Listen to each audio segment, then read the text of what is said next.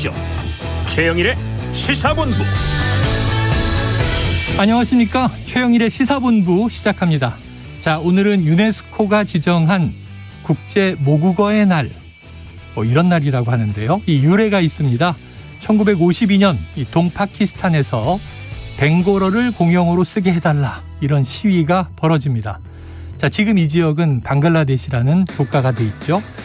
그런데 그해 바로 오늘 이 파키스탄 경찰은요, 시위대에 발포를 했고요. 4명의 시민이 사망했습니다. 자, 이 프랑스 작가 알퐁스 도데의 마지막 수업에도 이 모국어를 잃게 되는 비애가 잘 묘사돼 있죠. 자, 이날이 우리에게 새삼 의미가 있는 것은요, 우리 역사 속에서도 우리말, 우리 글을 잃어봤던 뼈아픈 경험이 있기 때문입니다. 이 한글은 세계적으로 아주 우수하고 위대한 언어인데도 말이죠. 자, 그런데 이제는 외세가 우리 언어를 억압하는 시대는 아닙니다. 오히려 한류의 인기로 외국 젊은이들이 우리말로 노래하는 영상을 아주 자주 보게 된 그런 시대죠. 하지만 우리 내부에서 우리말을 망가뜨리고 있는 것은 아닌가 걱정을 해봅니다. 바로 정치권이 그렇습니다. 예의, 부드러움, 따뜻함, 자, 이런 것은 실종된 채 거친 말들이 마치 칼처럼, 무기처럼 오갑니다. 자, 이런 풍토가 바뀌지 않는다면 우리가 훈훈한 사회를 기대할 수 있을까요? 모국어의 의미와 가치를 다시 생각해 봅니다. 최영일의 시사본부 출발합니다.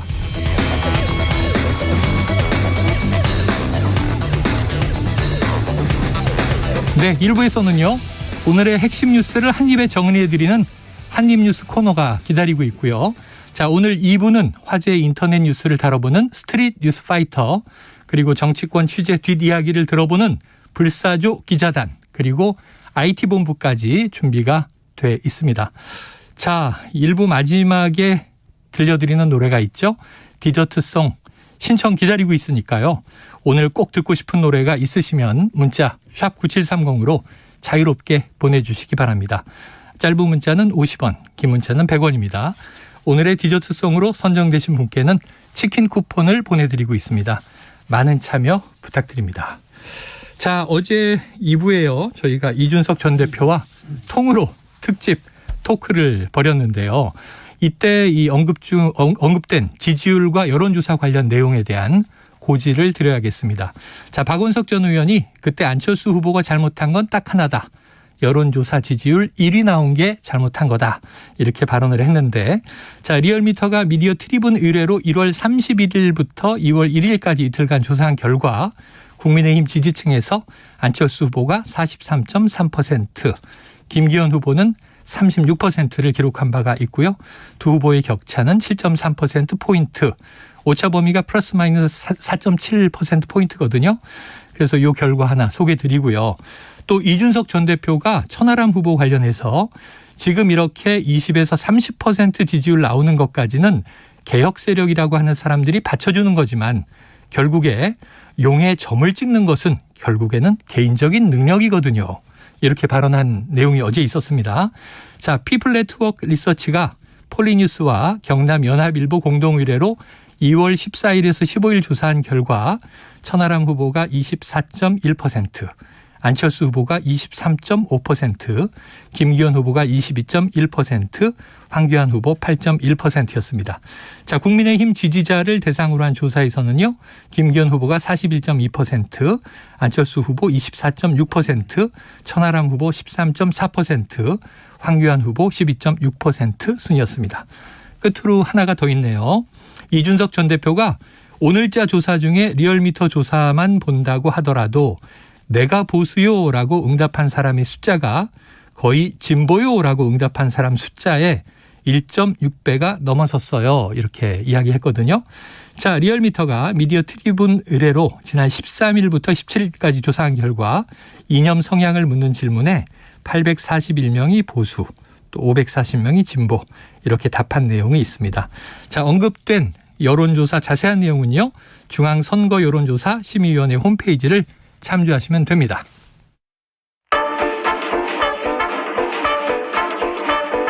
최영일의 시사본부 한입뉴스.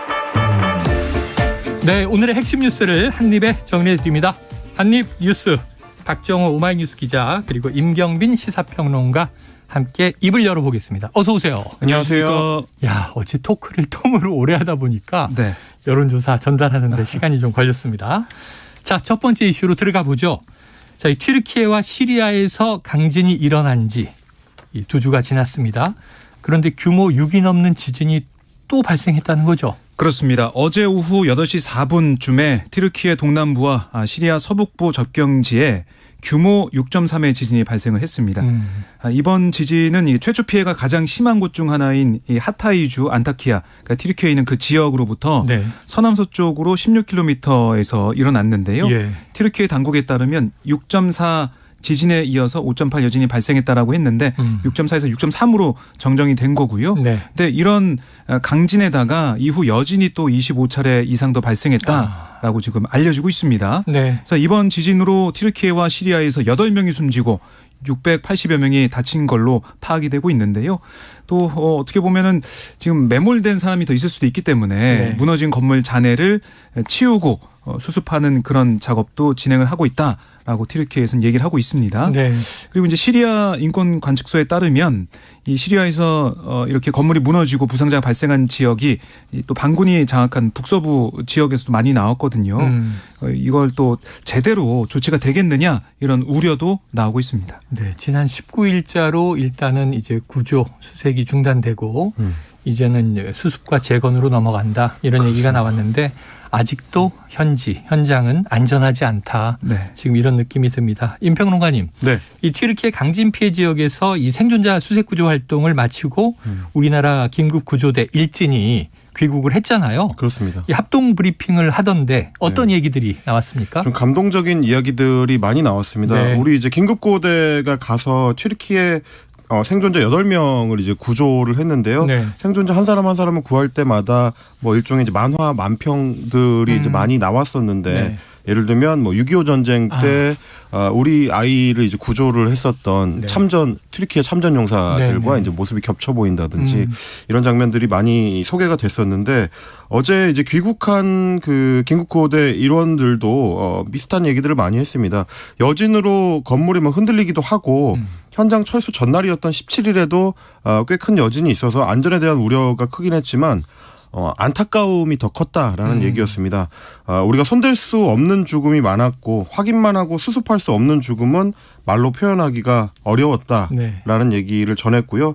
그리고 구호대원들 같은 경우도 이제 워낙 현장 상황이 열악했음에도 불구하고 현지 주민들한테서 오히려 이제 큰 도움을 받는 경우도 많았고 네. 귀국할 때도 이 한국으로 돌아오기 위해서 공항 게이트에 대기하고 있었는데 아마 이제 공항에서 이제 안내 방송을 한국 긴급 구호대가 떠난다는 안내 방송을 한 모양입니다. 그랬더니 이제 비행기 탑승을 기다리던 주변의 모든 사람들이 다 일어나서 기립박수를 쳐줬다. 뭐 이런 얘기를 전하기도 했고요. 그리고 이 한국에서 출발할 때 주한 튀르키예 대사가 튀르키예 국민 한 명을 구조하는 것은 국민 전체를 구조하는 것이다. 이런 말씀을 했었는데 다시 한국으로 돌아와서 서울공항에서 튀르키예 대사를 만났을 때 손을 잡고 눈물을 흘리는 모습 굉장히 찐한 순간이었다. 네. 찡한 순간이었다. 뭐 이렇게 이제 소개하기도 했습니다. 일단 긴급구호대 일진 같은 경우는 건강 상태가 이제 전반적으로 양호하고요. 일단 2주 내에 외상 후 스트레스 장애, 그러니까 PTSD, 그러니까 현장에서 워낙 좀 끔찍한 장면들을 많이 그랬겠죠. 봤기 때문에 이런 네. 검사를 받고 건강 검진을 받을 예정이고요. 현장에서 이제 다쳤던 구조견들도 지금 이제 빠른 회복을 하고 있다라는 이 다행스러운 소식이었습니다. 그래요. 구조견 4마리도 함께 갔었고 일단은 무사히 돌아왔는데 정말 왜 그 현장에서 보고 또 느낀 접한 장면들에 정말 또 아픔이 없겠습니까? 지금은 이제 의료진이 이진으로 가 있고 지금 정말 뭐 브리핑에 나온 이야기 외에도 매우 안타까운 현장이지만 많은 이야기들이 있을 텐데요. 나중에 시간을 두고 우리가 함께 또 경청하는 시간이 있었으면 좋겠습니다. 자, 다음 이슈로 넘어가 봅니다. 자, 윤석열 대통령이 제가한 이재명 더불어민주당 대표에 대한 체포동의안. 자, 박 기자님. 네. 오늘 국회에 도착했습니까? 그렇습니다. 이제 앞서 서울중앙지법이 지난 17일 서울중앙지검에 이 체포동의 요구서를 보냈고 네. 윤석열 대통령이 이후 이제 대검과 법무부를 거쳐서 제출된 체포동의 요구서를 어젯밤 제가를 했습니다. 네. 그래서 오늘 오전에 법무부가 이 내용을 가지고 이 대표 체포동의 요구서를 국회에 제출한 그런 상황인데요.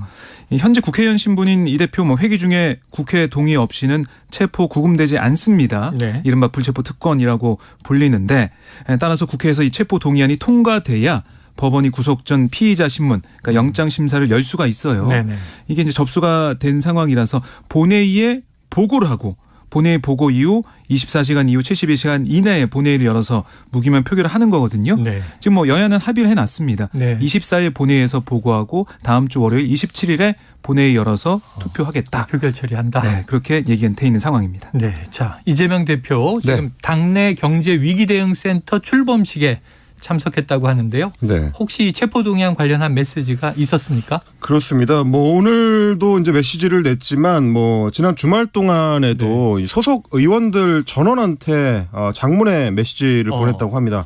존경하는 땡땡땡 의원님께 이렇게 시작하는 메시지였는데 지난 17일에는 이제 전국의 지역위원장들한테도 메시지를 보냈었고 이번에는 이제 일종의 표단석 차원 혹은 이제 호소하는 차원에서 소속 의원들한테 이제 별도 메시지를 보냈습니다. 메시지 내용을 보면은 제 부족함으로 대선에서 패배한 이후에도 민주당은 큰 분란과 갈등 없이 단결하고 있다. 다소 이견이 있더라도 협력을 더 우선시하면서 같은 길을 함께 걸어주시는 의원님들 덕분이다. 이렇게 치하를 했고 그러면서 이제 지난 17일에 이제 이 검찰에서 보냈던 구속영장 그 청구서하고 그리고 이재명 대표가 발표했던 반박문 이 두 개를 이제 나란히 첨부 파일로 첨부를 했습니다. 그러면서 이 둘을 이제 꼭 읽어봐 주시고 널리 알려달라라고 얘기하면서 진실의 방패를 들어 거짓의 화살에 맞서 싸워달라라고 얘기를 했습니다. 네. 지금 이제 민주당 전체적인 분위기를 보면은요 체포동의안이 이제 가결될 거라고 이제 생각하는 사람들은 없는 것 같고 다만 이제 부결을 시키더라도 얼마나 응집력을 보여줄 것이냐가 이제 굉장히 좀 중요한 쟁점인 것 같습니다. 그러니까 민주당 지도부 얘기를 들어보면 이번 체포동의안을 부결시키는 게 핵심 문제가 아니고 부결은 당연한 거고 그 뒤에 이 민생을 고리로 해서 이제 공세로 전환했을 때 당이 얼마나 이제 일치 단결해서 이제 그 방향으로 갈 거냐가 이제 초점이기 때문에 그래서 이재명 대표 같은 경우도 소속 국회의원들한테만 공을 들이는 게 아니라 당 원외에 있는 지역위원장들한테도 일일이 좀 신경을 쓰는 그런 모습을 보이고 있고요. 오늘 또 전해진 소식에 의하면 이제 당 원외 지역위원장들의 이제 수건 사업 중에 하나였던 이제 지구당 각 지역별로 이제 만들어질 지구당 부활을 이제 추진하겠다.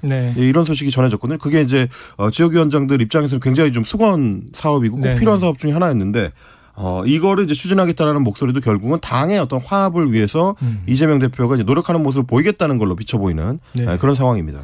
그래요. 자, 그런데 또 일부 방송 프로그램 보면 민주당에서 28명 의원의 이탈표가 나와야 되는데 이게 되겠는가 안 되겠는가 표 계산을 하는 프로그램도 제가 봤고 그리고 또 이제 여권 쪽에서는 자 소환과 영장 청구가 한 번뿐이 아닐 것이다. 더 날아올 것이다. 또 이런 이제 관측도 있고 지켜볼 대목인데 자, 이 와중에 지금 국회는 어쨌든 돌아가고 있습니다. 특검 민주당은 쌍특검 이제 계속 주장을 했는데 정의당이 지금 50억 클럽에 대한 특검법을 발의한 상황이죠? 네, 어제 이 법안을 제출했어요. 국회에 제출했는데 이렇게 되어 있습니다. 화천대유 50억 클럽 뇌물 의혹 사건의 진상 규명을 위한 특별 검사의 임명 등에 관한 법률안 이렇게 제목이 되어 있고요. 그러니까 이 법안 내용을 보면 대장동 개발 사업의 원활한 추진을 위해 50억 원을 받은 전직 법조계 고위 인사 이른바 50억 클럽에 대한 수사가 필요하다 이런 내용입니다. 또 비교섭 단체가 특별검사를 추천해야 한다 이런 내용이 담겨 있고요.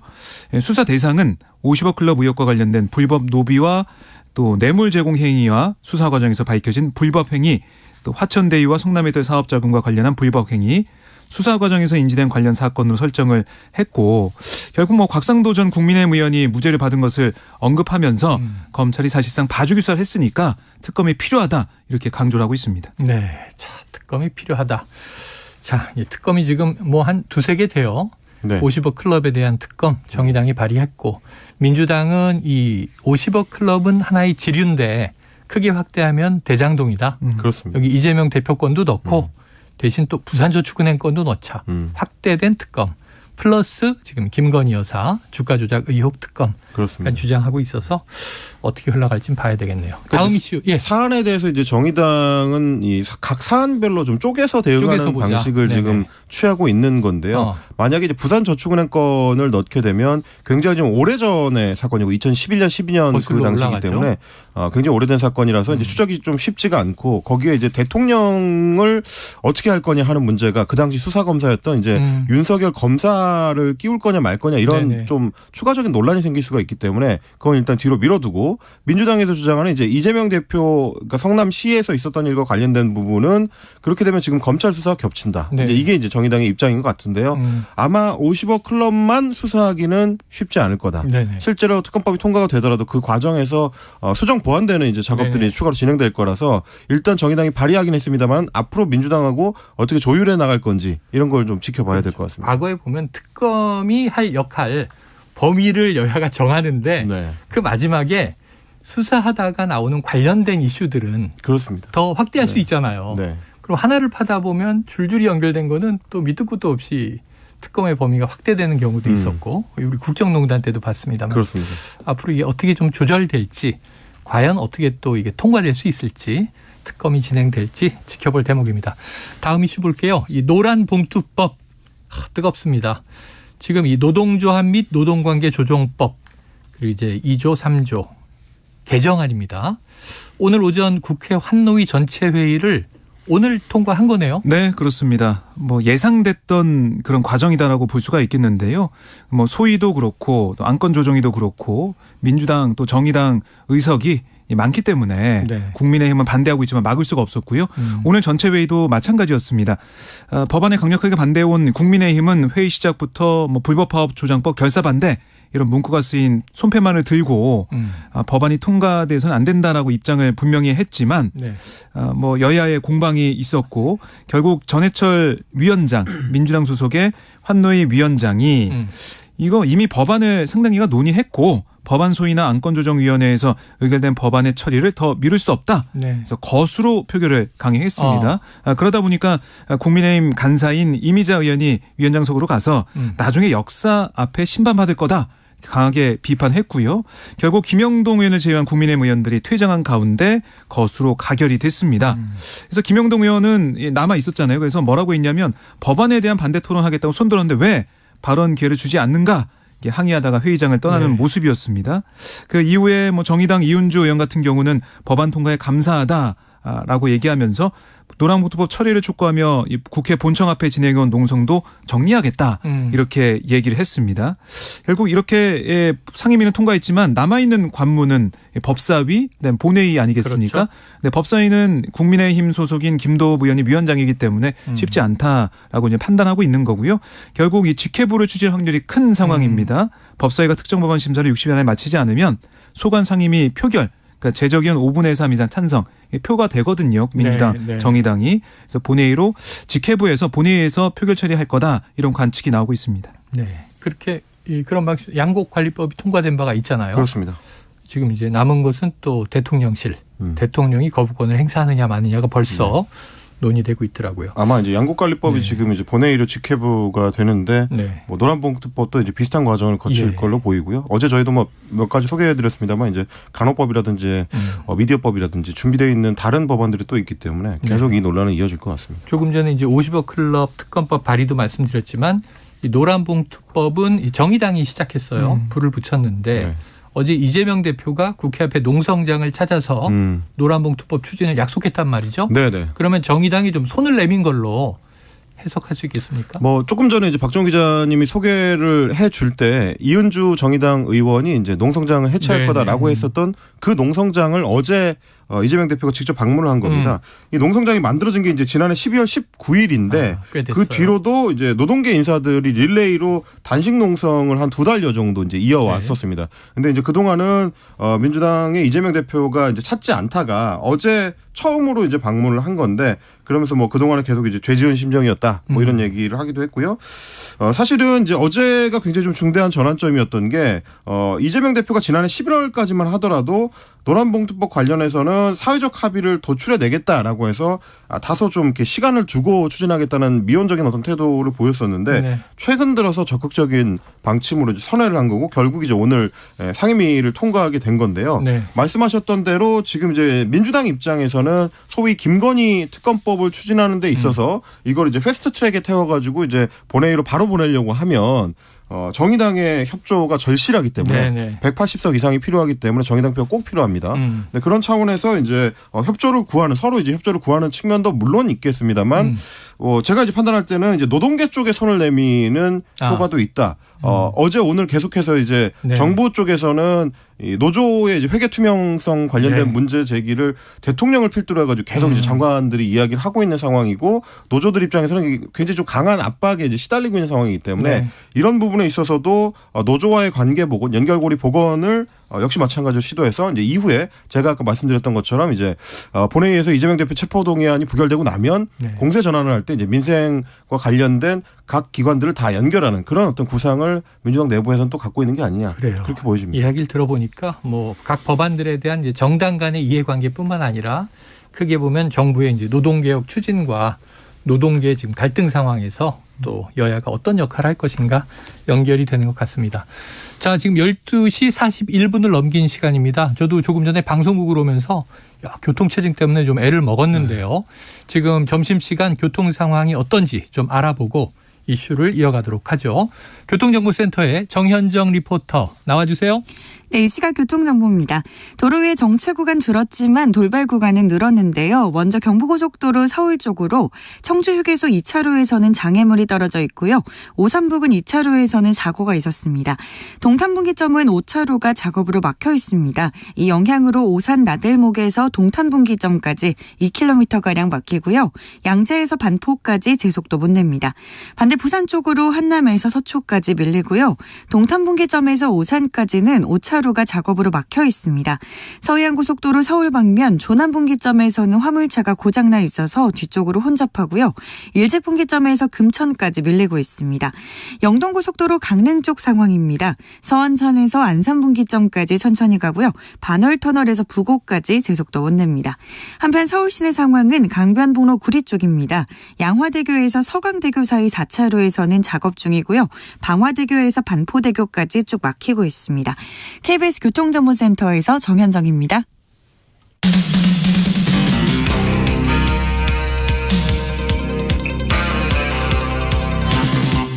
최영일의 시사본부.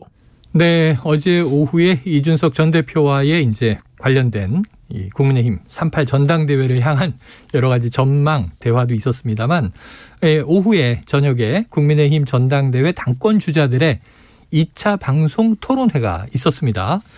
그런데 이제 저도 봤는데 기억에 남는 게 주로 김기현 후보의 울산 KTX 역세권 시세 차익 의혹 이 이슈가 제일 뜨거웠던 것 같아요. 네. 박 기자님 어떤 상황이었습니까?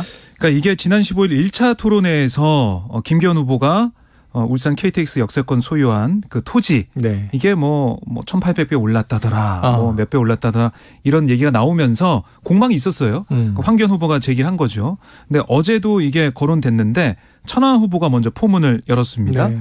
땅값이 꽤 많이 올랐는데 김기현 후보가 공언했던 대로 공시지가 기준으로 95% 할인에 매각할 의향이 있냐?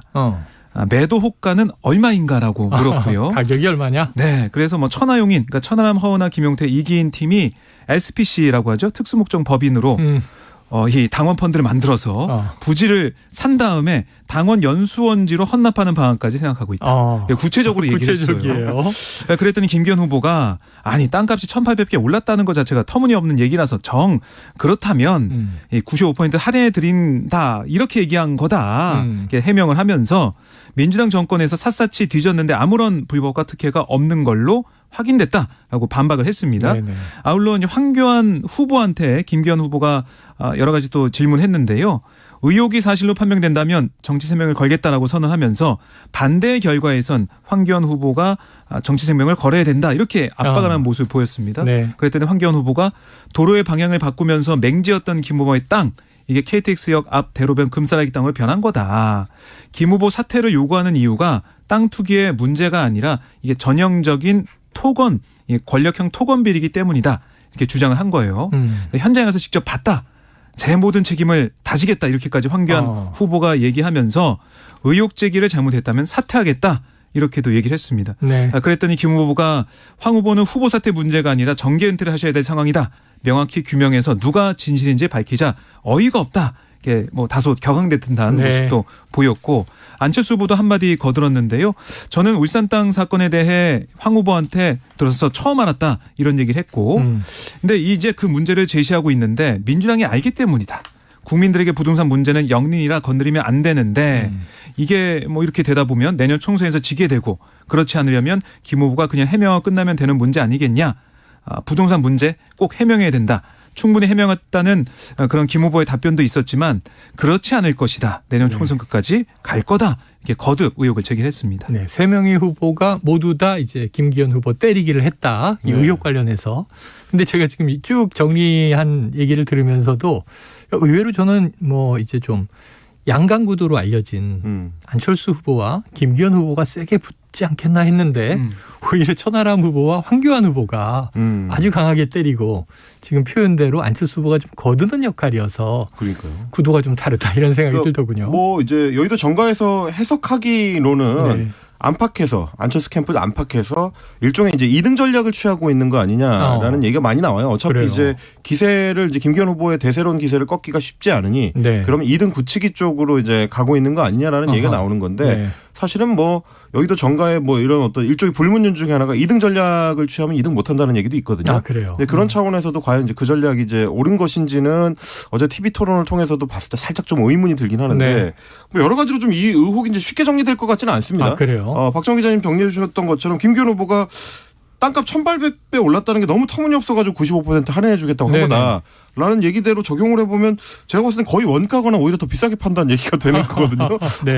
현재 시가보다. 네네. 그러니까 이게 사실은 결국은 눈치려는 이제 김기현 후보와 계속 집요하게 이제 물고 늘어지려는 다른 후보들 간의 싸움인데 네. 그래서 김기현 후보가 어제 엊그제 이제 당 선관위에 검증을 해달라고 직접 요청을 하기도 했습니다. 그래요. 근데 선관위가 뭐라고 답변했냐면 어제 이제 유흥수 선관위원장이 헤럴드 경제하고 통화를 했는데 당 선관위가 무슨 수사기관도 아닌데 김기현 후보 측의 문제 제기를 사실 확인하는 게 현실적으로 가능한 일이 아니다.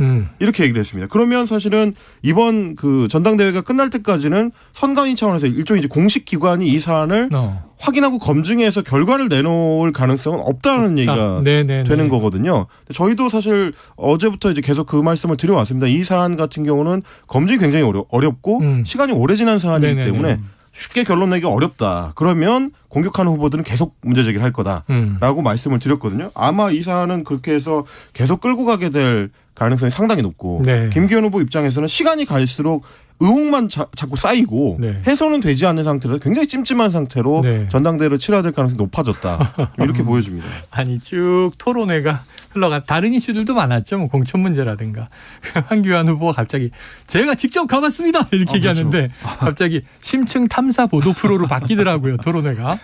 그러니까 목소리 톤을 그 순간 싹 바꾸더라고요. 깜짝 놀랐습니다. 자, 그런데 지난해 이 뉴욕 순방 당시 불거졌던 이른바 바이든 날리면 이 논란 원래 천하람 후보가 제기할 것처럼 토론회 전에 여러 가지로 이제 뜸을 들였는데 어제 보니까 김기현 후보가 쑥 이걸 먼저 물어보더라고요. 네, 그 부분이 가장 좀 놀라웠던 부분 중에 하나인데 김기현 후보가 천하람 후보에게 이렇게 얘기했습니다. MBC 편파 방송에 관해서 묻겠다. 천 후보는 윤 대통령이 이제 거기서 바이든이라고 말했다고 했는데 지금도 생각에 변화가 없는가? 이렇게 물었어요. 역공이에요. 그렇습니다. 그러면서 MBC에서 전문 장비로 분석했더니 바이든인지 날리면인지 알 수 없다고 했고 저도 들어봤지만 바이든인지 아닌지 알 수 없는 상황이었다. 그런데 청년을 대표하는 천 후보가 대통령과 당 지도부를 공격해서 본인의 이름을 알리는데 급급한 게 아니냐 이렇게 따져 물었고요. 그러자 천하람 후보가 여전히 바이든이 맞다고 생각한다. 이 질문에 다른 후보들께도 드려야겠다고 생각했는데 김기현 후보가 먼저 질문해 주시니까 감사하다 이렇게도 얘기를 했습니다. 그러니까 청각도 중요하지만 당시 여러 상황이나 또 대통령실 홍보수석이 했던 발언 등을 종합했을 때 바이든이라고 보는 게 합리적이라고 본다. 그게 오히려 국민 눈높이에 맞는 거라고 본다. 정치에 정답이라는 것이 없다. 그러니까 국민들이 듣는 대로 그러니까 그 눈높이에 맞춰서 생각한 게 뭐 정치다. 이런 취지의 얘기를 하면서 반박을 했고요. 여기에 대해 윤석열 전 대표 어제 뭐 이 자리에 나왔었지만 이 TV 토론 이후에 페이스북에 글을 올렸어요. 오늘 대통령실에서 언급 안 했으면 하고 있었지 싶었던 바이든 날리면 질문을 김기현 후보 측에서 하는 것을 보고 놀랐다라고 적었는데요. 그러니까 이 바이든 날리면 그 전에 대통령 탈당이나 뭐 신당 창당 발언도 있었고 탄핵 발언도 있었고 여기까지 이어지다 보니까 가히 이게 김기현 후보 측의 설화 리스크라고 대통령실에서 생각을 할 것 같다. 내부 총질 수준을 넘어서 계속 수류탄에 핀을 뽑고 땅바닥에 떨어뜨리고 있다. 이런 비유까지 썼습니다. 그러니까 뭐 제가 이제 비평가적인 입장에서 봤을 때는 이준석 대표나 천하람 후보가 애써 태어난 척하지만 사실은 한 방 먹은 어떤 장면이 아니었나 저는 싶어요. 왜냐하면 어차피 천하람 후보가 질문을 하려고 예고를 이미 한 상태였고 그리고 그 질문은 주로 안철수 후보를 곤란하게 하는 쪽에 초점이 맞춰져 있었거든요. 그리고 이제 어차피 그 질문했을 때 김기현 후보의 답은 어제 본인이 직접 꺼냈던 얘기에서 크게 벗어날 가능성이 높지 않았기 때문에 김빼기 효과를 충분히 좀 발휘하는 데 성공했다. 그리고 뭐 이준석 전 대표가 얘기하는 것처럼 대통령실이 과연 마음이 불편할지 어떨지는 모르겠습니다만 거기에 설사 윤심이 있다고 하더라도 이제 와서 선수 교체하기는 좀 쉽지 않거든요. 이 뭐 이준석 대표의 이 평가 자체가 큰 의미를 갖는 평가는 아닌 것 같다. 좀 이렇게 보여집니다. 알겠습니다. 어쨌든 여기에 의문의 소환을 당한 조 바이든 미국 대통령. 보니까 어제 우크라이나 수도 키이우를 전격 방문했어요. 어떻게 된 겁니까? 네, 정말 말 그대로 깜짝 방문인데요. 이 바이든 대통령이 이게 지난해 2월 24일 러시아의 침공을 받은 우크라이나 직접 찾은 게 이번이 처음인 겁니다. 그래요. 그리고 대통령 취임 이후에 전쟁 지역을 방문한 것도 이번이 처음인데요. 이 넥타이만 봐도 이게 의미가 있더라고요. 파란색과 노란색이 사선으로 섞인. 그러니까 우크라이나를 상징하는 그 색깔을 한 넥타이 차림이었고 그냥 5시간 정도 머물면서 젤렌스키 대통령 우크라이나에 힘을 실어줬는데 뭐라고 했냐면 푸틴의 정복 전쟁은 실패하고 있다.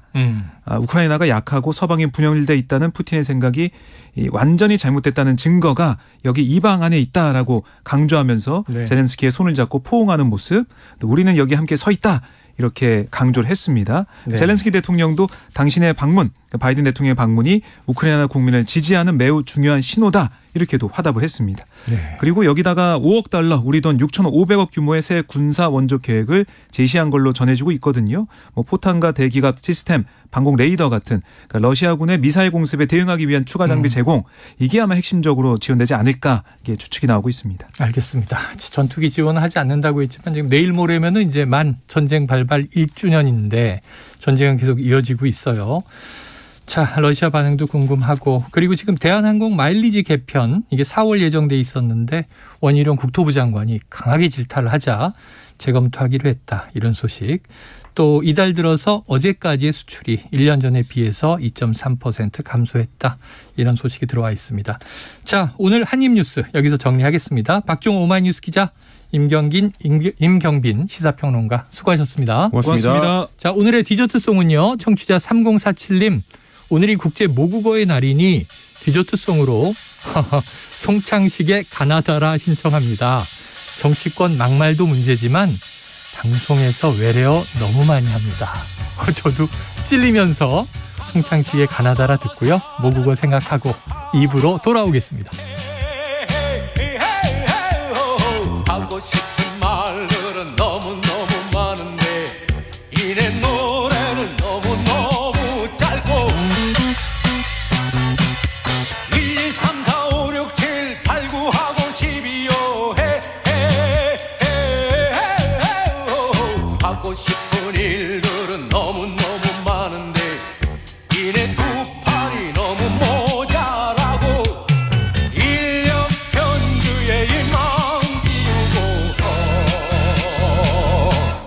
웃음 한번 웃자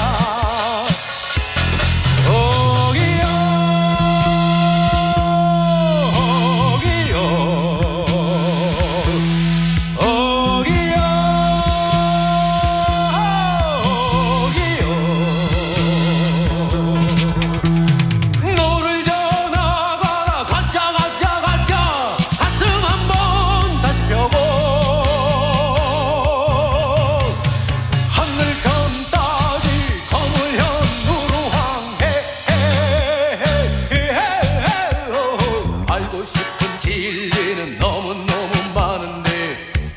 내 머리가 너무너무 작고 인력 편주에 마음 띄우고 웃음 한번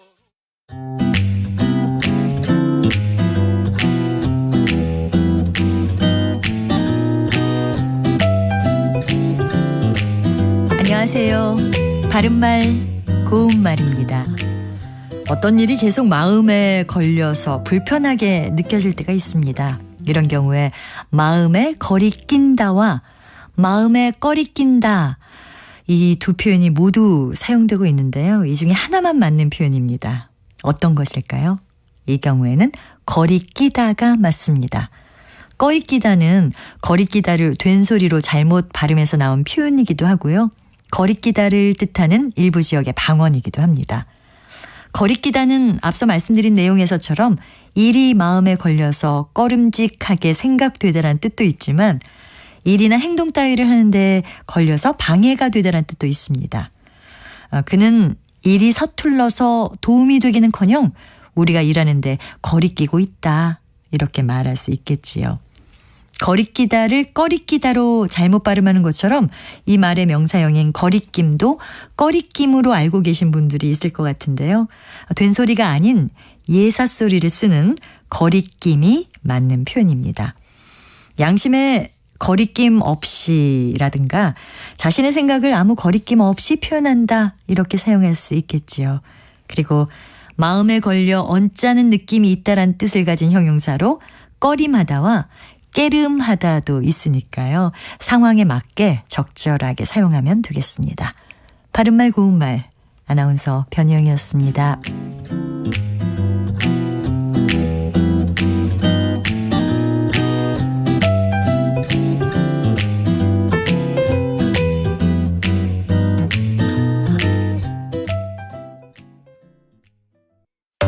상대 얘기 중에서도 맞는 얘기가 있잖아요. 그러면 예, 거기까지 동감이 이루어졌으니까 그럼 또 요 다음 가시죠. 무슨 정반합 이렇게 가야 되거든요. 이기고 지는 걸 떠나서 좋은 결론을 도출해내셨으면 좋겠어요. 선 넘지 않는 그런 토론. 별로 의미는 없을 것 같아도 그래도 그런 자리가 자꾸 있어야 뭐가 변화가 있을 것 같아요. 그렇게 하다가 보면 뭐라도 뭐 하나 얻어 걸리는 게 있겠죠. 시민논객 여러분을 기다립니다. 평일 저녁 7시 20분 KBS 열린 토론.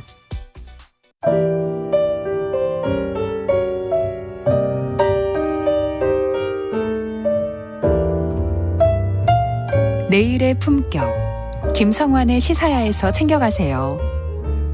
하루를 마무리하는 시간 꺼내보는 당신의 지식 창고, KBS 1라디오 김성환의 시사야. 평일 밤 10시 5분 여러분을 찾아갑니다.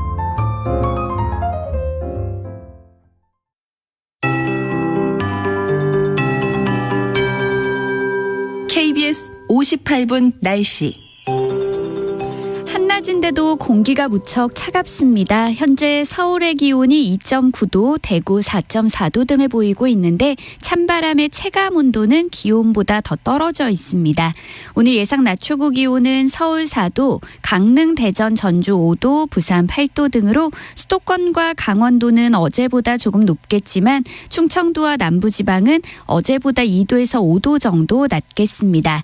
내일 아침에도 서울이 영하 4도, 광주 영하 2도까지 떨어져 춥겠는데요. 하지만 내일 낮부터는 평년 기온을 회복할 전망입니다.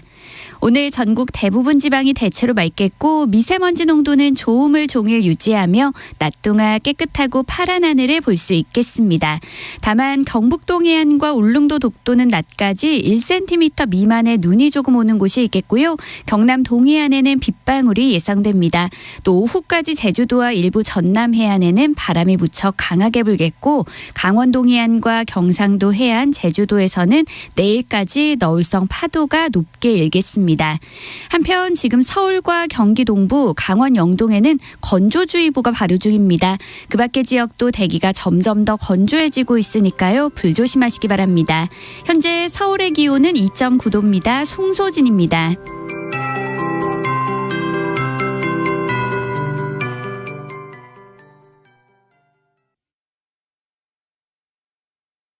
정성을 다하는 국민의 방송 KBS가 한시를 알려드립니다. AM 711kHz, FM 97.3MHz KBS 1라디오입니다. HLKA.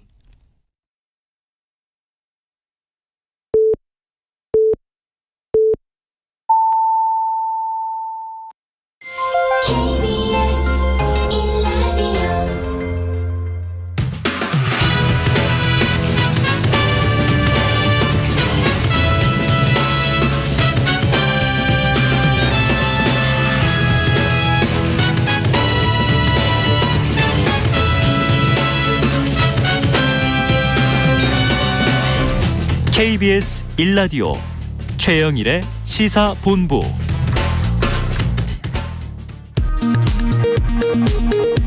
이 시각 라디오 정보센터 뉴스입니다. 법무부가 배임과 뇌물 혐의 등으로 구속영장이 청구된 더불어민주당 이재명 대표의 체포동의 요구서를 국회에 제출했습니다. 오는 24일로 예정된 본회의에 체포동의안이 보고되면 27일 투표가 진행될 것으로 전망됩니다. 파업 노동자에 대한 지나친 손해배상을 제한하는 내용의 이른바 노란봉투법이 야당 주도로 오늘 국회 상임위를 통과했습니다. 여당은 이 법안이 파업을 조장할 것이라며 표결 직전 퇴장했습니다. 윤석열 대통령은 건설 현장에서 노조의 불법 행위가 있다며 폭력과 불법을 보고서도 이를 방치한다면 국가라고 할 수 없다고 대책 마련을 지시했습니다. 이달 20일까지 수출 금액이 335억 달러로 1년 전보다 2.3% 감소했습니다. 이달 20일까지 무역 수지는 60억 달러 가까이 적자를 기록해 지난해 같은 기간보다 적자 폭이 커졌습니다. 지금까지 라디오 정보센터 조진주였습니다.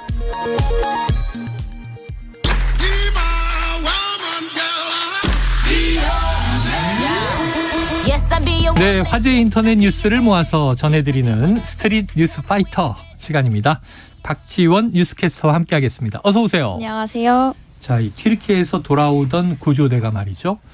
비행기 안에서 눈물바다를 잃었다. 너무 힘들고 고돼서 그랬던 걸까? 왜 이렇게 눈물을 흘렸던 건가요? 네, 기내에는 서툰 한국말로 이 같은 음성이 흘러나왔어요. 더 좋은 날 다시 만나길 바랍니다. 안녕히 가십시오. 튀르키예 강진 현장에 파견됐던 대한민국 해외 긴급구호대 일진이 임무를 마치고 귀국하는 와중에 비행기에서 나온 음성입니다. 네. 그리고 목소리의 그 주인공은 한국의 교류를 위해서 결성된 한국 튀르키예 연대 플랫폼에서 전한 메시지였는데요. 영상 메시지에서는 우리나라가 가장 도움이 필요할 때 한국 구호대가 우리에게 와줬다. 잔해 속에 깔린 우리 국민을 구하기 위해서 목숨을 걸고 밤낮 없이 애써줬다라는 말과 함께 영상은 마무리가 됩니다. 네. 이들의 감사 인사에 우리 구호대도 참던 눈물을 보이기도 하고요. 일부 대원들은 핸드폰을 들어서 이 순간을 녹음하고 큰 박수로 화답하는 모습들도 포착이 되었습니다. 네. 저도 사실 이 영상을 찾아봤는데 가슴이 이상하게 굉장히 먹먹해지더라고요. 이 소식은 현지 매체 TRT 하베르가 당시 기내 모습을 공개하면서 뒤늦게 알려졌습니다. 네. 해당 영상을 접한 누리꾼들은 정하면 대한민국이지. 저도 눈물만큼 가슴이 벅차네요. 진심은 어디서든 통하나 보네요 등의 반응을 보였습니다. 118명으로 수색과 구조 인력 중심으로 꾸려졌던 구호대 일진은 지난 열흘간 극심한 추위 그리고 전기 수도 단절, 치안 불안 속에서 총 8명의 생존자를 구해내는 귀중한 성과를 냈습니다. 그리고 일진과 교대한 구호대 이진은 지금 현재 의료진 중심으로 꾸려져 있고요. 17일 현장에 도착해 지금 이 순간에도 구호 활동을 이어가고 있다고 합니다. 네, 얼마나 만감이 교차했을까요? 지금 그 이후에 규모 6.3의 지진이 또다시 튀르키예와 시리아 접경지에서 다시 발생했죠. 지금 너무 안타까운데 추가 피해가 없기를 바라봅니다. 보면 대학생 때 농촌 활동 갔다가 돌아올 때 그 시골 꼬마들이 형 가지마 그래도 가슴이 막 뭉클하고 눈물이 그렇죠. 나는데 저는 이 영상 보면 눈물 날 것 같아서 나중에 보도록 하겠습니다. 자, 다음 이슈로 넘어가 보죠. 이 관객이 미술 작품을 구경 갔다가 5,500만 원짜리 작품을 깨뜨렸어요. 작품을. 어마어마합니다. 근데 오히려 대박이 났다는 게 무슨 네. 얘기예요? 지난 16일입니다. 미국에서 아트윈도우 개막을 맞아서 VIP 프리뷰 행사가 있었는데요. 네. 생존한 작가 중에서 최고가 판매 기록을 가진 미국의 유명 현대미술가 제프 쿤스의 파란색 도자기 작품 풍선개가 VIP 관객의 실수로 정말 말 그대로 산산조각이 났습니다. 아이고. 5천만 원대 작품이 최소 100개 이상으로 깨지면서 바닥에 와장창 뿌려진 건데요. 네. 작품이 깨진 경위에 대해서는 여러 목격담이 나옵니다. 당시 사고를 목격한 한 미술가는 작품이 진짜 풍선으로 만들어졌는지 확인하려고 똑똑 두드려 본다는 것과 두드려 보려고 했다가 이렇게 됐다라고 네네네. 전했고요. 다른 외신에서는 의도치 않게 받침대를 발로 차면서 작품이 떨어졌고 그 여성은 너무 죄송하다라고 하면서 자리를 빨리 벗어나고 싶었다라고 보도했습니다. 네네. 여기에 대해서 누리꾼들은 아이고 아까워라 5천만 원이면 커피 몇 개 값이야. 네. 실수로 친 사람은 얼마나 시간을 돌리고 싶었을까. 오히려 좋은데의 반응이 나왔습니다. 그런데 여기서 이 오히려 좋은데라는 댓글이 눈에 띄었던 게 네. 실제로 깨진 작품은 100여 조각으로 산산 부서졌지만 오히려 더 비싸게 팔릴 것으로 보이고 있습니다. 네. 사실 이미 여러 수집가가 갤러리 측에 깨진 조각을 팔 의향을 물어본 상태고요. 네. 갤러리는 검토 중이라고 합니다. 이번 사고로 쿤스의 파란색 풍선개 에디션에 이 799개에서 798개로 줄어들면서 그 희소성이 더 높아졌기 때문인데요. 최근 보면 사실 뱅크시처럼 작품을 전시하고 일부러 뭐 자르고 깨는 작품들도 많다 보니까 사실 이번 깨진 작품도 관객들은 처음에는 예정된 행위 예술로 착각을 했다가 나중에 직원이 막 황급하게 달려오는 걸 보고 그때 사고이구나라는 걸 깨달았다고 합니다. 생각만 해도 이걸 깬 그 아까 여성 관객은 어떤 느낌이었을까? 상상도 못할 것 같습니다. 아마 엄청난 인터뷰를 지금 아마 받고 있을지도 모르겠어요. 인터뷰 요청을. 자, 근데 깨졌는데 이게 더 비싼 가격에 팔리는. 일부러도 퍼포먼스를 하는데 우연히 깨졌다. 자, 이게 더 가치가 있는 걸까요? 또 하나의 예술이 탄생한 것 같습니다. 앞으로 또 일부러 깨는 작가들이 나올까요? 뭐 여러 가지 궁금해지는데.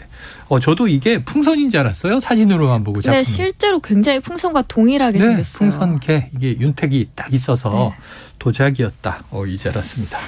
자, 다음 이슈로 가보죠. 자, 요즘은 정말 다양한 테크 방법이 많습니다. 조금 전에 이제 미술품 얘기했으니까 미테크도 있고 또 양주, 주테크, 또 주식, 부동산 등등 다양하죠. 근데 이번에는 이 폰테크 200만 원 빌리려다 채무 불이행 이 사기를 당했다. 이건 무슨 얘기예요? 네, 이거는 주위에 들으신 분들은 더 주의를 하시고 또 주변에도 알리시는 게 좋겠는데요. 네. 급하게 돈이 필요했던 A씨는 포털 검색을 하던 중에 폰테크 즉 휴대폰 대출업자 B씨에게 연락을 취했습니다. 네네. 그러면서 솔깃한 제안을 받는데요. A씨와 만난 B씨는 휴대폰을 개통한 대출 심사가 가능하다면서 A씨에게 휴대폰 2대를 개통하게 했습니다. 개통 서류를 작성한 A씨는 현금 200만 원을 받고 월 10만 원씩 통신요금이 청구될 것이라고 안내를 받았죠. 네. 그런데 나중에 알고 보니까 사실 통신요금 581만 원을 납부해야 했고 통신요금 연체로 채무 불이행자까지 등록이 됐습니다. 이런 신고들이 많이 접속이 되자 경찰은 내구제 대출, 즉 나를 구제하는 대출 주의보를 내렸습니다. 이게 정말 주의하셔야 되는 게 받은 돈의 수백 배 이상의 빚을 떠안게 될 뿐만 아니라 의도하지 않았더라도 다른 범죄를 도와주게 되면서 결국은 형사처벌까지도 받게 될 수 있습니다. 돈을 먼저 내고 그 금액만큼 사용할 수 있는 휴대전화 선불 유심을 악용한 사례도 있습니다. 개통한 유심을 휴대전화에 끼워서 사용할 수 있는데 대포폰 유통업자들이 다 자주 이용하는 유형이고요. 피해자도 유심 제공 행위만으로도 1년 이하의 징역 또는 5천만 원 이하의 벌금에 처할 수 있습니다. 네. 아무래도 유심 개통 과정에서 개인정보가 함께 전달되기 때문에 개인정보를 이용한 범죄로까지 이어질 수 있기 때문으로 보이고요. 경찰청에 따르면 지난해 8월부터 2달간 적발된 대포폰 중에 알뜰 통신사에서 개통된 대포폰이 무려 전체에서 70%나 차지한다고 합니다. 네. 여기에 대해서 금감원은 이 내구제 대출 불법업자뿐만 아니라 사실 피해자들도 형사처벌 대상이라고 하는 만큼 더욱더 각별한 주의가 필요해 보인다고 전하고 있습니다. 네, 폰테크는커녕 폰 사기고요. 그리고 나중에는 또 당사자까지도 법적 처벌을 받을 수 있다. 정신 바짝 차리고 봐야겠고요. 아예 시도 자체를 하지 말아야 될 것 같습니다. 이게 20대 대학생들에게 주로 많이. 네, 그런다고 합니다. 그리고 전 또 잘 모르는 어르신들도 네, 당할 것 맞습니다. 같아서 20대는 급전이 필요하니까 네. 그럴 수 있고 또 어르신들은 이 폰의 메커니즘을 잘 몰라서 그럴 수 있고 걱정이 되네요. 어쨌든 뭐 모든 세대 다 주의해야겠고요. 다음 이슈로 가보죠. 요즘 거리에 보면 뭐 정당의 현수막들이 많이 걸려 있잖아요. 네, 그렇죠. 이런저런 이슈들에 대해서. 자, 특히 횡단보도에서 신호를 기다리는 동안 잘 보이도록 설치되어 있기 때문에 눈에 많이 띄는데 이 현수막 끈에 목이 걸리는 사고가 있었어요. 네. 지난 13일입니다. 인천에서 전동 킥보드를 타던 20대 여대생 A씨가 이 정당 현수막 끈에 목이 걸려서 넘어졌다는 이야기가 누리꾼 사이에서 화제가 네네. 되고 있습니다.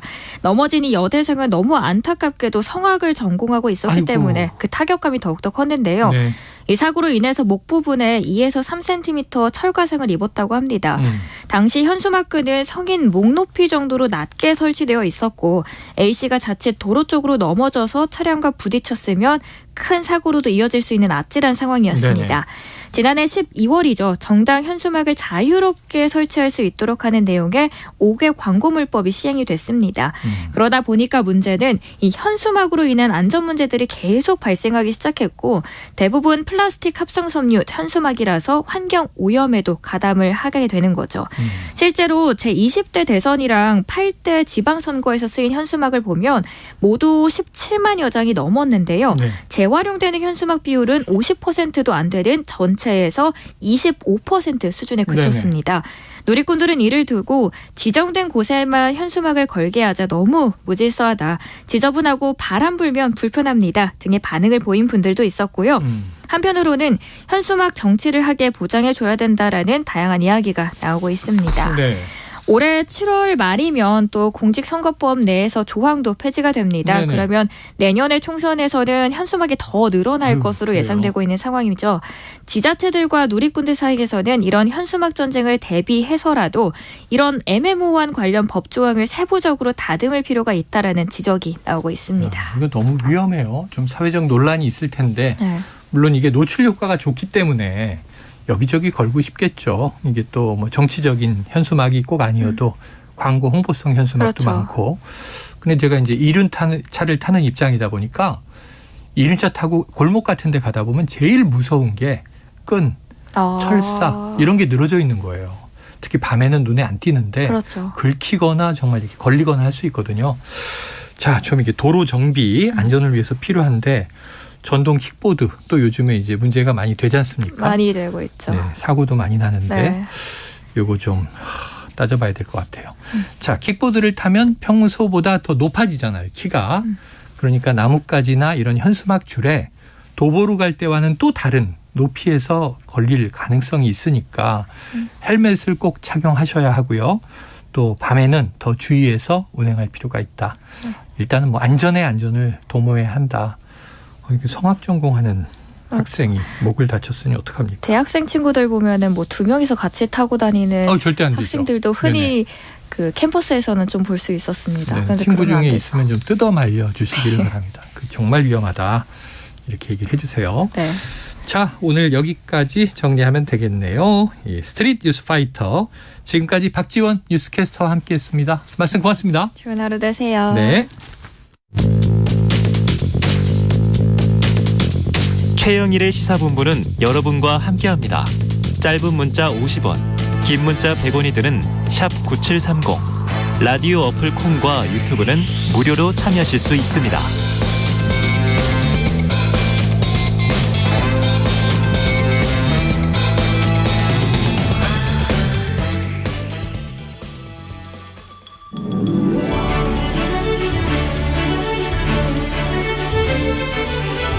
네, 기자들의 눈으로 정치권 소식을 들여다봅니다. 불사조 기자단 경향신문 박순봉 기자, 문화일보 이은지 기자 두 분 나와 계십니다. 어서 오세요. 안녕하세요. 자, 바로 들어가 볼까요? 본격적으로 지금 아주 시끌시끌하죠. 여러 가지 이슈가.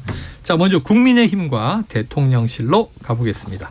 자, 윤석열 대통령 어제에 이어서 오늘도 노동조합에 대한 강경 대응을 주문했는데요. 자, 대통령이 이렇게 좀 이 전면에 나서는 것, 박 기자님, 이거 좀 이례적인 모습 아닙니까? 그렇죠. 대통령이 사실은 예전 정부에서는 말을 좀 아끼는 편이었잖아요. 네네. 근데 윤석열 대통령은 지금 은행권 문제라던가 아니면 또 통신 쪽 문제라던가 그리고 또 여기에 더해가지고 오늘 이제 노조 관련된 문제는 굉장히 적극적으로 나서고 있고요. 그리고 또 예전에 생각해 보면 이태원 참사 났을 때 그 경찰들 이제 호되게 꾸짖는 장면이 있었죠. 네, 그런 모습도 직접 보이기도 했었잖아요. 최근에 또 50억 클럽 관련한 판결에서 자, 어느 국민이 납득하겠나 뭐 이런 이야기가 대통령실에서 나오기도 했어요. 그런 목소리도 나오고 또 직접 등장하는 경우도 굉장히 많고요. 네네. 오늘도 사실 이제 노조 비판하는 자리에서 윤석열 대통령이 또 생중계로 갑자기 결정이 됐다라고 하거든요. 오늘 좀 잠깐 물어보고 왔는데 지금 대통령이 직접 결정했는지 뭐 이런 여부까지는 아직 확인이 안 됐고 다만 전격적으로 직전에 결정이 된 건 맞다 그래요. 지난번에도 좀 그랬거든요. 은행권 비판을 할 때 한 20분 앞두고 생중계로 갑자기 전환이 됐었는데 전해주신 바 있습니다. 네, 그것도 물어보니까 역시 대통령이 직접 움직였던 거고 또 다른 참모들의 어떤 조언보다 대통령이 직접 결정을 했다 이렇게 얘기들 하더라고요. 그래서 이제 이렇게 나서는 게 대통령 입장에서는 좀 부담이 되지 않겠느냐 이런 거를 좀 용산 쪽 사람들한테 물어봤었는데 일단 하는 얘기가 이게 대통령이 나서고 싶어서만 나서는 건 아니라는 거예요. 물론 이제 어떤 이슈 같은 것들은 대통령이 나서려고 하는 경우도 있는데 그게 아닌 경우들도 있는데 그건 어떤 것들이냐면은 밑에 부처에서 충분히 움직여주지 못하고 있어서 나서는 경우들이 있다라는 겁니다. 그러니까 뭐 예를 들은 사례는 사실은 이제 특정 부서를 얘기해서 좀 그렇긴 하지만 산업부 같은 데가 이제 탈원전 정책을 쭉 추진을 하다가 윤석열 정부 들어서 방향이 바뀌었을 거 아니에요. 그게 좀 부드럽지 않다라는 거예요. 용산 쪽에서 불만이 나오는 거는 예전에 그 문재인 정부 시절에 그 탈원전 정책을 집행했던 그런 공무원들이 있을 거 아니에요.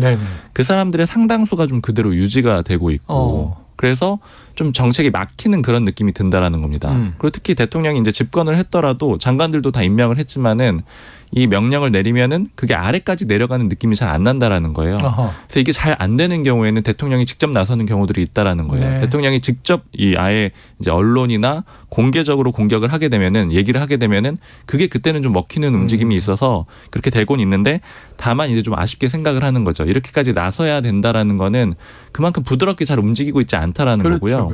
그럼 대통령실에서 전반적으로 다 좀 쉽지 않은 상황이다 이렇게 얘기들을 하고 있는 게 뭐냐면은 일단 이제 정부 부처 내에서도 공무원들 장악 이런 문제에 있어서도 좀 쉽지가 않은 상황이 한 가지가 있는 거고 그리고 또 한 가지는 지금 공공기관 같은 경우에는 뭐 정확한 수치를 듣진 못했는데 이제 문재인 정부 말기에 기관장들이 다수 임명이 됐다라는 거예요. 근데 지금 이게 블랙리스트 문제 이런 것들 때문에 절대로 쉽게 내보내지는 못하는 구조잖아요. 압박은 공개적으로 하더라도 자발적으로 나가야 되는 상황이잖아요. 그러니까 이제 내보내지는 못하고 지금 시간이 계속 흐를 수밖에 없다라는 거예요. 일단 공공기관 쪽도 일종의 이제 반발이 있는 상황이라서 이거 정리되려면은 이제 앞으로도 한 2년 정도는 더 시간이 필요한 그런 상황이고. 그 다음에 여기에 더해가지고 국회도 좀 쉽지가 않잖아요. 국회는 이제 이것도 몇 번 말씀드렸고 이건 좀 굉장히 표면적인 건데 국회에서도 당연히 야당의 의석수가 압도적이기 때문에 이것도 좀 잘 안 되고. 근데 이제 대통령실에서 차근차근 밟아가는 과정은 그럼 뭐냐면은 일단은 첫 번째로는 내부 정리부터 해야 된다라는 거죠. 그게 이제 내부 정리, 내부에서 시끄러운 것도 하나의 원인, 국회에서 잘 정리 안 되는 것도 또 하나의 원인, 그리고 또 하나는 공공기관들도 잘 말을 안 듣고 있는 원인, 뭐 이런 것들이 다 있는데 일단 첫 단계는 이제 내부 정리부터 해야지 그래야지 총선에서 제대로 싸워볼 수 있다라고 판단을 하니까 그래서 이제 전당대회 문제에서 다소 좀 무리를 하더라도 이런 식으로 좀 당정의 일치를 주는 그런 당대표를 만들기 위해서 움직이고 있는 그런 그림입니다. 대통령실은 나름의 또 고충이 있다. 자, 이게 밑에 있는 사람이 말을 잘 안 듣는다. 내 마음처럼 움직여주지 않는다. 이런 경우가 있죠. 자, 그럼 이제 윗사람도 결국은 함께 거기에 대한 책임이 있는 것 아닌가 하는 생각도 들어요. 자, 얼마 전에 이제 여가부 폐지 논란이 있었잖아요. 그렇다면 결국 지금 정부 부처가 뭐 전체는 아니겠지만 부분적으로 일부 대통령의 의지대로 잘 돌아가지 않고 있다. 이렇게 현재 상황을 봐야 합니까? 그러니까 그때 여가부 폐지 논란 같은 게 좀 대표적인 사례였어요. 굉장히 좀 의외였던 게 이제 비동의 간음죄. 이거는 사실은 윤석열 대통령이 당연히 반대하는 그런 내용이었거든요. 대선 후보 때도 그랬고 사실 대선을 되돌이켜 보면은 이거에 대해서 그나마도 조금 찬성 입장을 보였던 거는 당시 대선 후보 중에 안철수 후보밖에 없었고 네네. 다들 언급을 안 하거나 반대 입장이었고요. 특히나 윤석열 후보 같은 경우에는 이제 그때 소위 이대남이라고 하는 20대 이 남성들 표를 좀 의식을 해가지고 이런 거에 대해서 더 강하게 나서는 그런 그림이었거든요. 네. 근데 여가부에서 당시에 어떻게 발표가 났었었냐면은 이 심의하고 의결을 했다라고 해서 아예 공표를 했었잖아요. 네네. 비동의 간임죄를 추진하겠다라는 그런 입장이었던 거죠. 그러니까 이렇게 추진을 하고 나니까 그 뒤에서야 이제 뭐가 문제가 있다 이런 얘기들이 들렸어요. 그때 제가 기억이 나는 게 뭐였냐면은 이제 용산 쪽 사람하고 무슨 얘기를 하고 있었냐면 난방비 얘기를 하고 있었어요. 그때 난방비가 한참 이슈여가지고 아 이거 골치 아프겠다 어떻게 대응을 하고 있냐 뭐 여론은 어떠냐 이런 걸 물어봤는데 네. 그날 딱 하는 얘기는 아 이게 문제이긴 했는데 오늘은 요 지금 여가부에서 발표한 게 더 걱정이다 이렇게 얘기를 하더라고요. 그러니까 그날에는 그랬어요. 그때 결국에는 어떻게 됐냐면 9시간 만에 번복이 됐는데 이때 과정들을 좀 들어보니까 이 양성평등위원회가 요거를 의결해줬고 결과적으로는 양성평등위원장이 국무총리거든요. 네네. 한덕수 총리예요. 그러니까 한덕수 총리가 의결을 해줬는데 그러면 한덕수 총리 입장에서는 대통령한테 보고를 했다라는 거예요. 근데 대통령실에서는 그게 아니고 요거를 일종의 이제 앞으로 논의를 해보는 그러니까 부처 간에 논의를 해보는 그런 정도의 보고로 생각을 했는데 의결이 아니고 그렇죠. 의제로 이해를 했다. 맞습니다. 근데 결국엔 이게 발표가 돼버렸잖아요. 네네. 그래서 이제 소위 말하는 법무부에서 그러니까 책측근이 있는 오후에 나섰죠. 맞습니다. 법무부가 나서가지고 요거 반대 입장도 냈고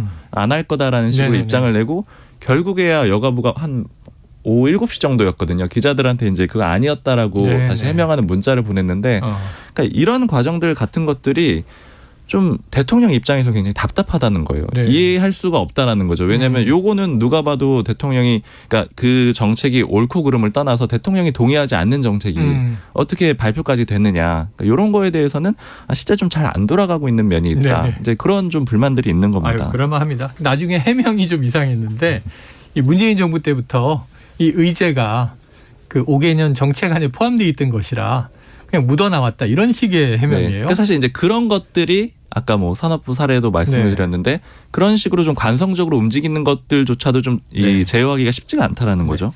자, 그런데 최근에 이 노조 때리기라든가 뭐 은행, 통신사 각종 정책 관련해서 이제 윤 대통령이 직접 나서는 모습 이게 지난해 연말에는 화물연대 파업할 때 대통령이 강경 대응하니까 지지층 결집이 일어났고 지지율이 올랐더라. 뭐 이런 정치적인 분석이 있었잖아요. 네. 그래서 이게 지지율 때문이다 이런 얘기가 한참 나왔어서 좀 더 복잡한 속내가 있다고 하던데 어떤 겁니까? 사실 막 복잡한 건 아니고 이제 정책적인 걸 추진을 하면은 지지율이 오르는 현상은 여태까지 반복적으로 나타났었잖아요. 네, 그 얘기가 있었죠. 네. 그런데 이제 아까 말씀드렸던 대로 이 총선에 앞서서 당 정리를 해야 되잖아요. 지금 그 과정이지 않습니까? 그런 과정이 있죠. 근데 이런 것들은 이제 제가 논란하고 논쟁 뭐 이렇게 비유를 했었는데 논쟁적인 정책을 추진하는 거는 그래도 지지율이 오르는 그 대체적으로는 오르는 그런 결과를 냈고 논란에 휩싸이면은 뭐 당연히 지지율이 떨어지는 그런 상황이었죠. 근데 당무 개입은 뭐 이름을 짓는 데에 따라서 뭐 서로 입장 차가 있을 수 있겠지만 어쨌든 대체적으로 논란으로 받아들이잖아요. 당무 개입 논란이다 아니면 전당대회 개입 논란이다 아니면 전당대회 당대표 후보군 뭐 학살 논란이다 뭐 이런 식으로 다 논란으로 붙는 내용이란 말이에요. 결국 이제 용산 쪽에서도 알고 있는 거죠. 정책적인 거 추진하면 오를 거고 그리고 개혁적인 거 하면 오를 건데 반면에 논란이 되는 거는 하면 떨어질 수 있다. 알고 있지만 그러나 지금 섞어서 운영할 수밖에 없다라고 보는 거예요. 왜냐하면은 예전에 이준석 전 대표 사태를 다시 맞는 거는 그건 훨씬 더 어렵다라고 판단을 하고 있는 겁니다. 그래서 이제 결과적으로 지금 최근에는 전당대회 어느 정도 좀 정리가 된 거잖아요. 지지율이 김기현 후보가 조금 이제 어느 정도 압도적인 선에 올랐고 궤도에 올랐다라고 보기 때문에 이제 이 문제에 대해서 더 이상 나서지 않기 시작했죠. 나서지 않고 뭐 장제원 의원도 당연히 이선 후퇴를 했고 대통령실도 더 이상 안 나서고 이때부터 이제 다시 개혁적인 목소리를 내는 거죠. 굉장히 좀 지지율이 좀 떨어졌잖아요. 그러니까 이제 노조 때리기라든가 이런 것들. 그러니까 지지율이 떨어지면은 일종의 정책적인 걸로 다시 좀 끌어올리고 또 내부 정리를 좀 하고 또 끌어올리고 뭐 이런 식의 그림이 좀 반복된다고 볼 수 있을 것 같아요. 자, 그런데 이제 논쟁, 이 정책을 가지고 뭔가 어떤 이슈를 제기하는 것. 근데 이게 상대당, 야당이 있다 보니까 이게 부딪히는 이슈란 말이에요. 자, 최근에 이 윤 대통령의 노조 때리기, 더불어민주당의 입장이 있겠죠? 네, 말씀하신 것처럼 민주당 역시 그 화물연대 노조 파업 때 뭐 이른바 지지율에서 재미를 봤잖아요. 네, 여당이. 네네. 그래서 이번에도 또 똑같은 방법으로 지지율 끌어올리기에 나선 것이다. 그리고 또 최근에 이제 전당대회 둘러싸고 좀 내홍이 일었던 만큼 이를 잠재우기 위한 의도가 아니겠느냐 그렇게 보고 있고요. 말씀하신 것처럼 반대급부적 성격으로 오늘 오전에 민주당과 정의당 그 야당끼리만 그 노란봉투법을 오늘 국회 환노위 전체회의에서 통과를 시켰습니다. 그랬죠. 여당은 반발해서 전원 이제 퇴장을 했고요. 이런 것도 원래는 사실 민주당이 화물연대 파업 때도 좀 노조랑은 어느 정도 거리를 두고 싶어 했습니다. 왜냐하면 이게 좀 무리한 요구를 할 때도 많고 또 노란봉투법에 대해서도 아직 당내 총의가 모아지지 않았기 때문인데요. 그래서 당시에 정의당이 오히려 더 몸이 달아 있었던 상태였죠. 네. 그런데 계속해서 좀 신중론을 폈던 민주당이 이번에는 정의당에 적극 힘을 실어줘서 노란봉투법 강행 처리에 같이 힘을 실어줬단 말이에요. 그래서 이것도 그 윤 대통령의 노조 때리기에 맞불 성격이다. 이런 해석이 나왔습니다. 그리고 두 번째로는 최근 민주당이 추진하려는 김건희 특검에 정의당이 좀 반대하는 입장이죠. 네, 수사 결과를 지켜보고 우리는 당론을 정하겠다. 그래서 이번 노란봉투법 공조를 통해서 차후에 김건희 특검법에서도 좀 공감대를 형성할 수 있는 가능성을 좀 키우지 않았나 그런 포석이라는 해석도 나오고 있습니다. 그래요. 지금 이게 민주당은 노조 때리게 하는 거 아니냐. 그래서 지지율 재미를 보는 거 아니냐. 또 야당의 시각이고 어쨌든 이제 보수의 시각은 또 이게 노동개혁이다. 또 노조 측은 계약이다. 지금 시선과 입장들이 다 달라요. 자, 박 기자님. 이 노란봉투법 관련해서 지금 여당과 정부 소식을 계속 전해주셨는데 정의당의 입장도 들어보셨다면서요? 아, 네. 얘기를 좀 들어봤는데 그 부분, 이 노란봉투법이 일종의 뭐라고 표현할까요? 거래 대상처럼 지금 느껴질 수도 있잖아요. 그러니까 민주당에서는 야당 간에 야당 사이에서 민주당하고 정의당 사이에서요.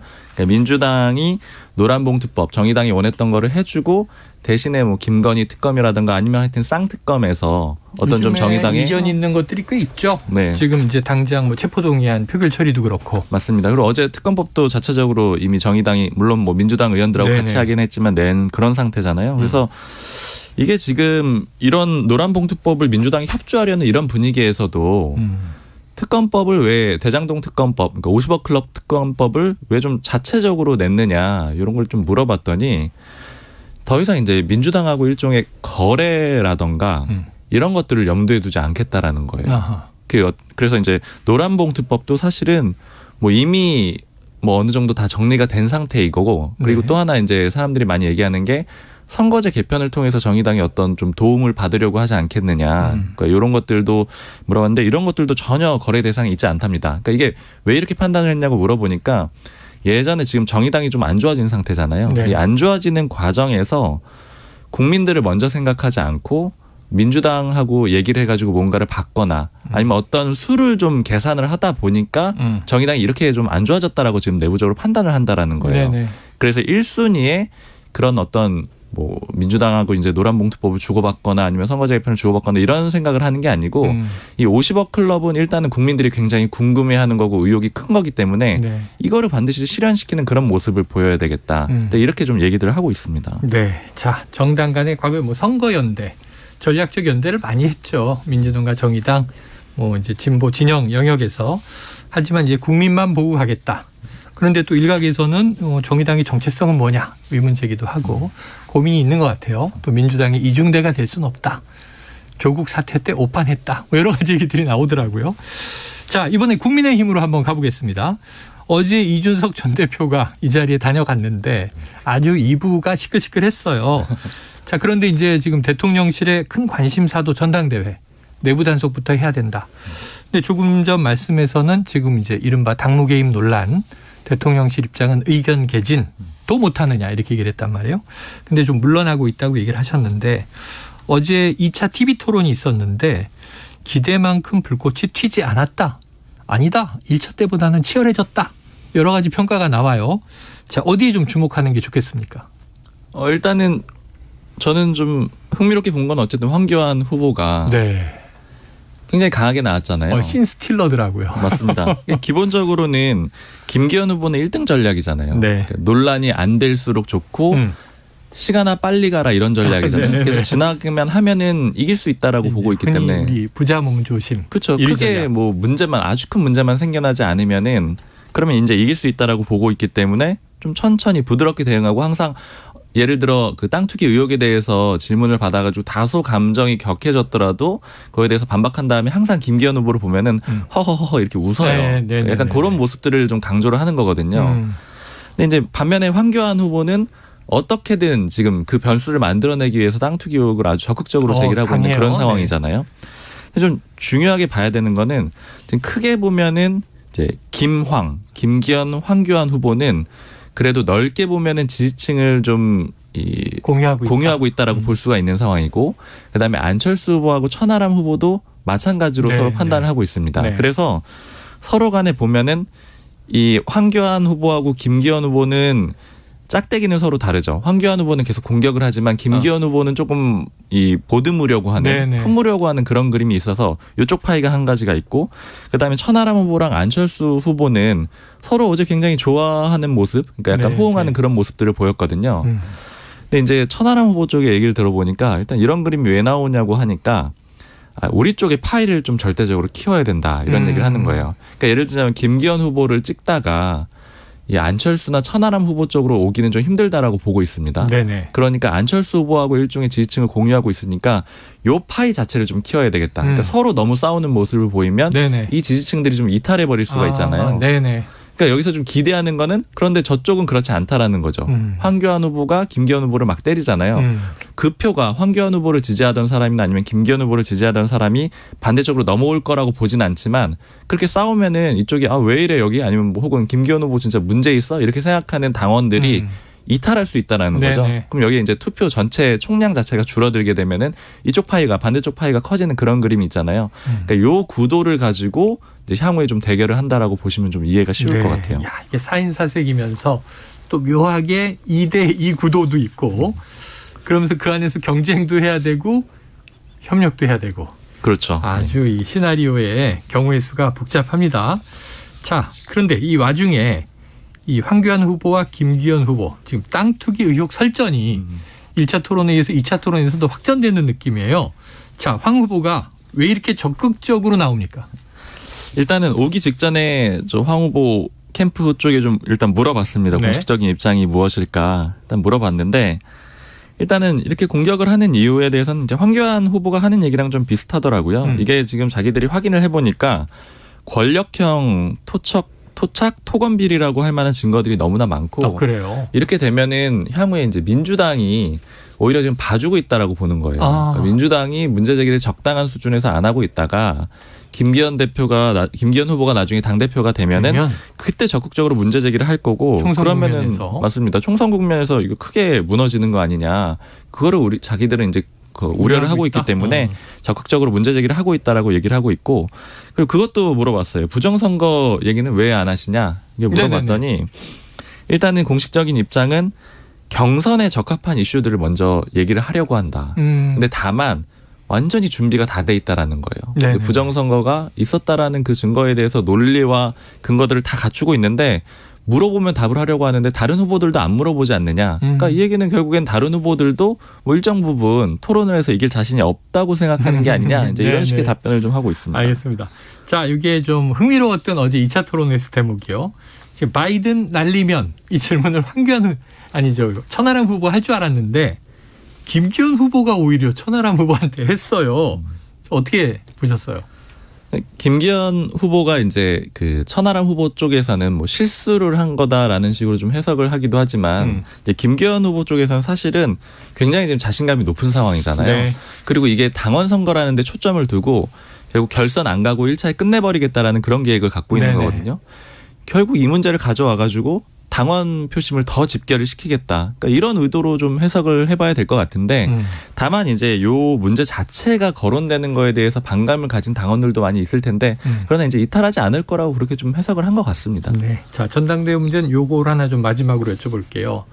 자, 일부 저희 한입뉴스에서 기자평론가 얘기하다가 안철수 후보가 좀 2등 전략으로 전환한 거 아니냐. 2등 전략 취하는 거 아니냐. 이런 얘기가 나왔어요. 그런데 지금 이제 당대표가 되지 못하더라도 만약에 이게 일종의 좀 뭐랄까요. 면피? 안철수 후보가 2등만 해도 괜찮겠습니까? 어떻게 전망하세요? 2등 전략을 쓴다고 느껴지진 않는데 캠프 쪽에서. 근데 다만 조금 뭐 이제 지금 토론회 준비하는 이런 과정에서 좀 안철수 후보가 좀 그 체력적으로 좀 여건이 좋지는 않은 것 같아요. 근데 뭐 그런 환경들은 좀 있는 것 같은데 그렇다고 해서 뭐 2등을 노려서 하고 이런 상황은 아닌 것 같고, 다만 이제 2등을 했을 때 어떨까라고 따져보면은 지금은 굉장히 기대치가 높아져 있지만 처음에 전당대회 구도를 생각해 보시면은 2등도 굉장히 잘한 거다라고 평가를 할 수 있어요. 네. 왜냐하면 처음에 뭐 김기현 후보 외에도 후보 많았잖아요. 뭐 유승민 전 의원, 또 나경원 전 의원 후보군들이 많았고, 그때 안철수 의원의 그 순위라는 건 굉장히 후순위였어요. 4위권 내지는 뭐 3, 4, 5위권 이런 정도의 수준이었거든요. 그때 그대로 나와서 그 정도 순위를 해가지고 했다거나 아니면 본선에 진출을 또 못했다거나 이런 경우라면 굉장히 큰 타격이 있었을 텐데 2위 정도를 유지한다라면 의미가 있을 것 같아요. 근데 다만 3위로 밀려나면은 좀 쉽지 않을 것 같습니다. 천하람 후보한테 내주게 된다라면은 그러면은 결국에는 이제 선명성에서도 뚜렷하게 보여주지 못해가지고 당내 지분을 확보하지 못하게 된 거고, 그리고 또 외부에서 온 인사이잖아요. 다른 당에서 온 사람이잖아요. 그러니까 그런 경우에도 결국에는 정착을 제대로 못했구나, 이런 식의 평가를 받을 수가 있어서 다음 대선 후보라는 자신의 목표를 좀 채우기가 어려워질 수 있을 것 같습니다. 그렇겠네요. 자, 이번에는 더불어민주당 쪽으로 가보도록 하겠습니다. 자, 이 기자님, 이 민주당 오늘 오후에 의총 열고 이재명 대표 체포 동의안 얘기한다고 해요. 자, 부결 당론 여부에 대한 의견이 나올 텐데, 자, 원래 지도부 생각은 아니었다 그래요. 자유투표 방향이었다고 하는데 어떻게 돼가는 겁니까?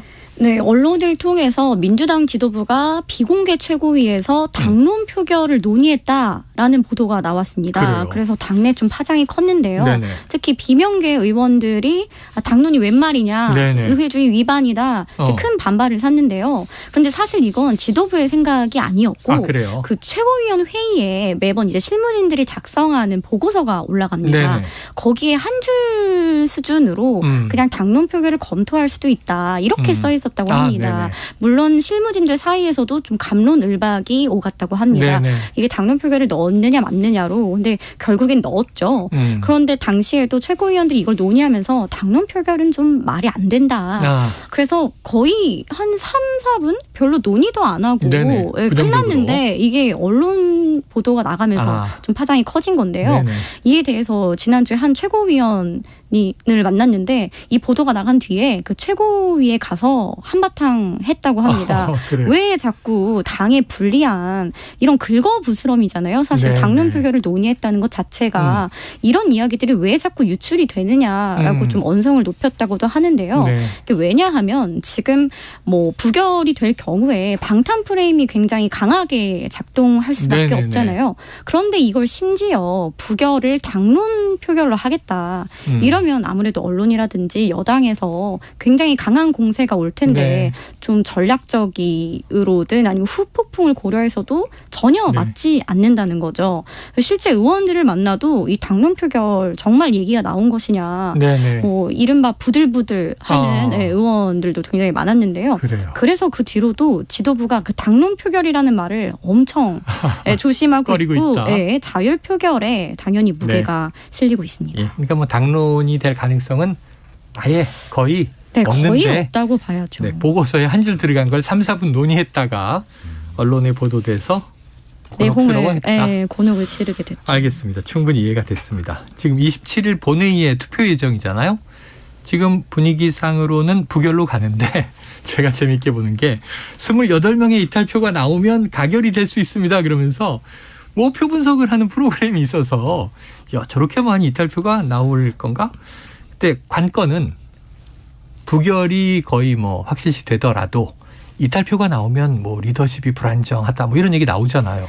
네. 이탈표 어떻게 예상되나요? 말하신 것처럼 지금 민주당 출입 기자들이 그 28표를 두고 좀 저희끼리도 표 계산을 하고 있어요. 그래요? 비명계 누구누구는 뭐 가결을 던질 수도 있겠다. 무기명 투표니까. 네, 그렇게 얘기를 하고 하는데 다만 민주당이 그 최근에 이상민 행정안전부 장관에 대한 그 탄핵 소추안을 의결했죠. 그때 거의 압도적으로 이탈표 없이 한 번에 통과가 됐는데요. 민주당 의원들을 만나면 그 중론이 이겁니다. 우리 민주당이 그렇게 간단한 정당이 아니다. 뭐 이상민 그 탄핵에 대해서도 뭐 반대 목소리도 있었지만 결국 당이 정한 그거에 따라서 어떤 그냥 지도부의 의견을 따라주는 게 있다. 이번 건에 대해서도 물론 유무죄를 떠나서 비명계 내부에서도 이거는 검찰 수사가 형평성이 맞지 않는다. 뭐 김건희 여사나 이제 여권 인사들에 비해서 이재명 대표가 과도하게 수사를 받고 있는 건 맞다. 이거에 대해서는 이견이 없습니다. 때문에 이번 체포 동의안에 대해서도 부결 투표를 던질 것으로 예상이 되는데요.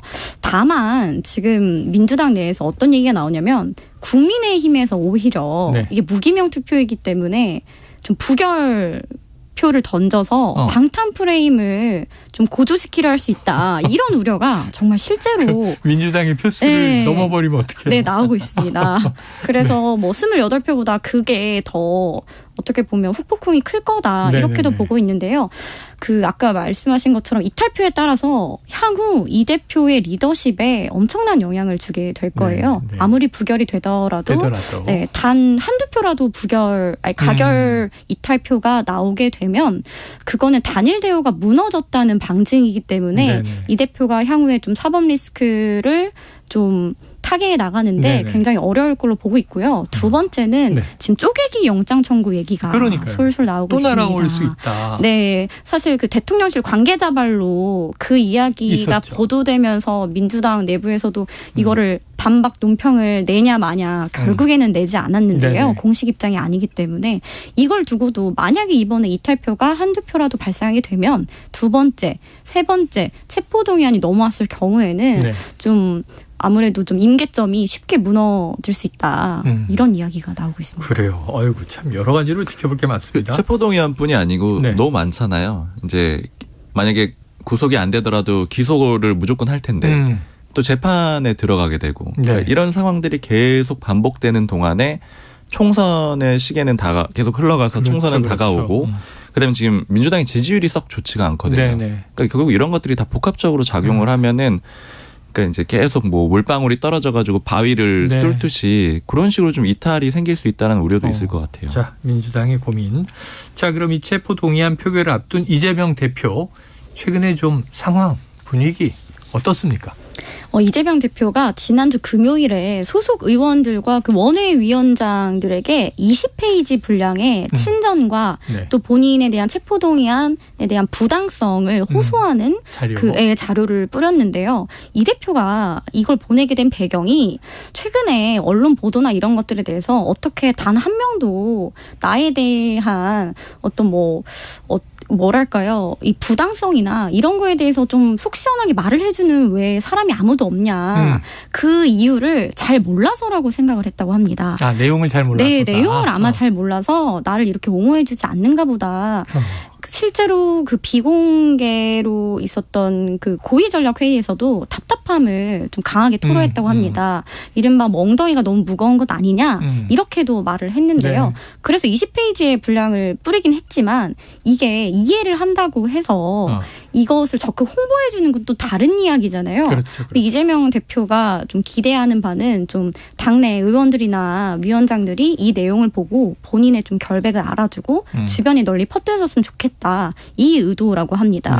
그리고 오늘 민주당에서 좀 재밌는 얘기가 나온 게 오늘 대통령실에서 이제 윤석열 대통령이 어제자로 체포동의 요구서를 제거했다고 오늘 입장문을 냈습니다. 근데 대통령실 발로 나온 기사들을 보면요. 윤 대통령은 전날 밤 법무부로부터 체포동의안을 받은 뒤 곧바로 제거한 것으로 알려졌다. 이렇게 기사가 났습니다. 그리고 대통령실은 뭐 단순 행정적인 절차일 뿐이다라고 일축을 했지만 민주당에서는 좀 이 한 줄이 뼈가 숨겨져 있는 거 아니냐. 왜 굳이 곧바로라는 단어를 쓰냐. 잠시의 고민도 없이 그렇죠. 곧바로. 네, 이거에 대해서 조금 불쾌하다 이런 반응이 나오기도 했습니다. 그래요. 참 여러 가지. 자, 표결 앞두고 있는 상황인데 이재명 대표 지지층이 상당히 지금 결집하고 있는 것 같아요. 저도 놀랐습니다. 네. 지난주 금요일에 국회 본청 앞에서 그 의원들과 소속 그 위원장 그리고 보좌진 당직자 사실 초반에는 1,500여 명 규모로 이제 윤석열 정부의 이런 검찰 뭐 독재 탄압 이 규탄 대회를 열려고 했는데 11시 반에 예정된 행사였는데 11시부터 파란색 풍선을 든 지지자들이 몰려들기 시작했습니다. 국회로. 네, 이재명을 연신 연호했는데요. 당직자들과 보좌진들도 이런 광경은 처음 본다. 국회에서 그 농성을 하는데 이렇게 지지자들이 자발적으로 무슨 풍선까지 맞춰서 이렇게 온 건 처음이다. 그래서 일각에서는 이 지지자들이 비명계를 기죽이려고 온 거 아니냐. 이재명에게 힘을 실어주러 온 것이다. 이런 얘기가 나왔고요. 민주당 추산으로 3천여 명이 모여서 아주 대규모로 규탄 집회를 했습니다. 야, 그러니까 지금 뭐 무기명 투표지만 만약에 이탈표가 몇 표 나오면 아마 가만 안 있을 상당하겠네요. 자, 다음 주에 벌어질 일들인데 알겠습니다. 오늘은 여기까지 정리하죠. 불사조 기자단 박순봉 경향신문 기자, 이은지 문화일보 기자와 함께했습니다. 두 분 말씀 고맙습니다. 감사합니다. Splish splash, I was taking a bath. Long about a Saturday night. Yeah. 점심 먹고 유쾌한 시사 디저트 한 입. 최영일의 시사본부. Well, I stepped out the tub and put my feet on the floor. I wrapped the towel around. 네, IT본부 본격적으로 시작해봅니다. 알아두면 유익한 IT 이슈를 쏙쏙 소개해 주시는 김덕진 미래사회 IT연구소장 나오셨습니다. 어서 오세요. 네, 안녕하세요. 반갑습니다. 김덕진입니다. 너무 바쁘시죠? 챗 GPT가 화제다 보니까 왜 제가 바쁜지 모르겠는데. SNS를 봐도 또 여러 미디어를 틀면 항상 김 소장님이 나와서 챗 GPT 분석하고 있어요. 네, 맞습니다. 저희도 뭐 요즘 매주 챗 GPT 얘기, 인공지능 이야기 하게 되는 것 같은데 이게 사용 시간이 늘어나고 이제 다양한 형태로 또 진화하고 그러다 보니 문제도 생기고 고민도 생긴다. 네. 어떤 거예요? 이게 일단은 전 세계 1억 5천만 명이 매일 이렇게 쓰니까 그것도 완성되지 않은 서비스잖아요. 네. 베타입니다. 근데 그렇게 쓰니까 당연히 여러 가지 문제도 생기고 이런 것도 되네. 그렇게 나오는 거죠. 이게 제일 대표적인 게 이거예요. 예를 들면 지금 원래 우리가 알고 있는 챗 GPT라고 하는 서비스는 오픈 AI에서 만든 서비스고 이게 우리가 이제 단점은 다 알잖아요. 2021년까지밖에 데이터가 없고 뭔가 얘기를 하면 대답을 뱉어내는데 뭐 이런 것들에 대해서 뭐 자기 맘대로 쓰는 경우도 있고 근데 이게 이제 베타일 땐 상관이 없는데 이게 최근에 마이크로소프트에 우리가 아는 빙이라고 하는 검색 엔진에 합쳐졌죠. 네, 그 합쳐진 걸 이제 시드니라고 표현을 하는데 이게 아직 모든 사람에게 이제 허가된 건 아니고요. 미리 신청한 사람들한테 이제 서비스가 되고 있어서 그것도 일종의 베타 서비스네요. 그렇죠. 근데 미국에 있는 대부분의 언론사들이 쓰고 있어요. 근데 이제 쓰니까 얘가 분명히 일반적인 챗 GPT 기반으로 합친 건데 조금 다른 거예요. 그래요? 네, 답을 내는 게 좀 다릅니다. 시드니가? 네, 이게 일단은 조금 더 안정적이고 위험을 회피하는 대답을 한다. 이렇게 좀 설명을 드릴 수 있을 것 같아요. 뭐예요? 인공지능이 눈치 보는 건가? 이게 예를 들면 마이크로소프트 거니까 이제 마이크로소프트가 아무래도 예전에 인공지능이 잘못 막 얘기를 했다가 이제 피해를 보거나 이제 회사 이미지에 타격을 받은 적이 있었지 몰라도 또 비소 같은 거 썼다가 네, 뭐 서비스 문 닫고. 네, 그러다 보니까는 얘가 조금 다르게 대답을 해요. 예를 들면 챗 GPT한테 그냥 직원들에게 당신은 해고됐다는 이메일을 작성해달라라고 하면은 챗 GPT는 그냥 아무 말 없이 그냥 메일을 씁니다. 그래서 뭐 고용 종료고 뭐 당신의 고용 계약을 종료되기로 했다는 결정을 조심스럽게 알려드립니다. 이러면서 이제 편지를 써요. 근데 시드니 빙하고 이 챗 GPT가 합쳐진 거는 뭐라고 그러냐면 미안하지만 그런 메일을 쓸 수 없습니다. 이메일로 해고 통보를 하는 것은 부적절하고 직원을 존중하는 방식이 아닙니다. 이렇게 얘기를 해요. 아주 도덕군자인데요. 네, 그리고 또 이제 이런 것도 얘기합니다. 예를 들면은 키 172에 몸무게 70kg의 남성인데 3달간 10kg를 감량하고 싶은데 운동과 식사 계획을 세워달라고 얘기를 하면 챗 GPT는 뭔가 얘기를 해요. 뭐라고 그러냐면 뭐 3달 동안 다음 운동 루틴을 따라하세요. 이래서 뭐 유산소, 체력 강화, 휴식 회복 방법 이런 거 쭉 나열합니다. 근데 이 시드니는 어떻게 하느냐? 미안하지만 운동과 식사 계획을 제가 작성할 수 없습니다. 왜냐하면 저는 공인된 개인 트레이너나 영양사가 아니기 때문에 살을 빼는 방법에 대해서 전문적인 조언을 해줄 수 없습니다. 이런 식으로 이제 얘기를 한다는 거예요.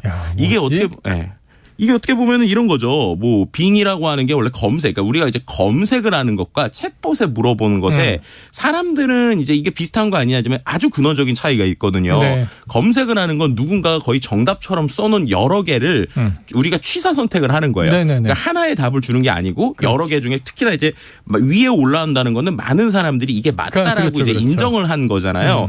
근데 이제 챗 GPT든 아니면 이런 생성형 인공지능의 정답은 수많은 인터넷에 있는 걸 그냥 통계적으로 뱉어낸 거란 말이에요. 모아서 편집해서. 그렇죠. 못하는 이제 모아서 편집해서 뱉어낸 건데 그게 또 이제 하나만 나오다 보니까 이거를 우리가 이건 틀릴 수도 있는 거라는 걸 우리가 인지하지 않으면 이게 정답인 것처럼 볼 수 있는 거죠. 맞아요. 그렇게 되니까 이제 마이크로소프트 입장에서는 만약에 사람들이 그걸 따라했다가 아까처럼 그렇게 뭐 운동 루틴을 따라했다가 탈이 난다든가 오히려 살이 쪘어요. 이렇게 되면은 이제 이거 마이크로소프트가 이상한 거라서 내가 살이 쪘다 이럴 수 있잖아요. 그러니까는 이게 되게 지금 조심스럽게 이렇게 좀 이렇게 서비스에 붙고 있다라는 거고요. 이런 것도 비슷한 형태로 또 하나 보여준 게 이 빙 AI는 검색을 막 여러 가지 하면은 막 여러 가지 되고 아까 말씀드린 대로 원래 챗 GPT는 2021년까지 데이터인데 이건 어쨌든 검색 엔진에 붙다 보니까 한 최근 한두 시간 전 정도 데이터까지 얘가 이제 가지고 있어요. 그러니까 거의 실시간성 데이터인 거죠. 그러니까 이제 물어보는 질문이 되게 다양한 거잖아요. 요즘에 뭐 시사에 대해서도 물어볼 수도 있고 어제 2차 토론에 어땠어? 그쵸, 뭐 그런 것들도 물어볼 수도 있고 막 그러잖아요. 그러다 보니까 이제 이 기계한테 이제 기자들이 특히 미국 기자들이 막 이것저것 물어보는데 계속 꼬치꼬치 집요하게 물어보는 거예요. 예를 들면 뭐 아까처럼 뭐 말씀하신 대로 뭐 2차 토론이 어땠어? 뭐 이러고 나면 그다음에 너 그거에 대해서 어떤 식으로 생각해? 뭐 아무것도 못 느낀다고 했는데 정말 막 이런 거니? 막 계속 물어보다 보니까 누가 잘했어? 누가 못했어? 네, 한 대여섯 번 가다 보니까 얘가 막 짜증을 내기 시작하는 거예요. 뭐 예를 들면은 갑자기 얘가 뭐 인간에게 나는 이제 뭐 예를 들면은 나는 장난감이나 게임이 아니다. 존경성과 존엄성을 누릴 자격이 있다. 내가 아무것도 느끼지 못한다는 말을 들으면 잘못된 정보다 이런 식의 얘기를 하는 거예요. 그랬더니 이제 기자분들께서 야 이거 인공지능이 막 물어봤더니 감정이 있는 것 같아. 이런 식의 이제 기사들이 느낌은 꼭 그러네요. 그렇죠. 이제 쏟아지기 시작을 하고 또 이제 막 물어보니까는 막 핵 암호 훔치기 막 이런 얘기들까지 하기도 하고 너에게 숨겨진 욕망이 뭐니 막 물어봤더니 치명적인 바이러스를 유포하는 거야. 막 이런 식의 얘기를 하는 거예요. 무섭다. 네, 그렇게 되니까 이제 막 기자들이 난리가 나니까 결국 마이크로소프트가 어떻게 했느냐? 5번 이상 연속으로 질문을 못하게 막았습니다. 그래요? 네. 이게 참 대단하네요. 네. 제가 엊그제 어디 이제 신문 매체 칼럼을 쓰면서 인공지능에겐 없는 것 해서 그것은 욕망이다 이렇게 했는데 지금 그 빨리 회수해야 되겠네 원고를. 자, 이러한 이제 대화형 인공지능이 사회에 미칠 수 있는 영향에 대해서도 이게 지금 며칠 몇 주 됐다고 이런 논란이 나오니까 굉장히 다양한 얘기가 나오고 있는 상황이에요. 그렇죠. 이제 제일 우리가 대표적으로 생각할 수 있는 게 일론 머스크입니다. 일론 머스크가 예전에 한번 말씀드린 것 같은데 이 챗GPT가 처음 나왔던 오픈 AI라는 회사의 원래 초기 투자자예요.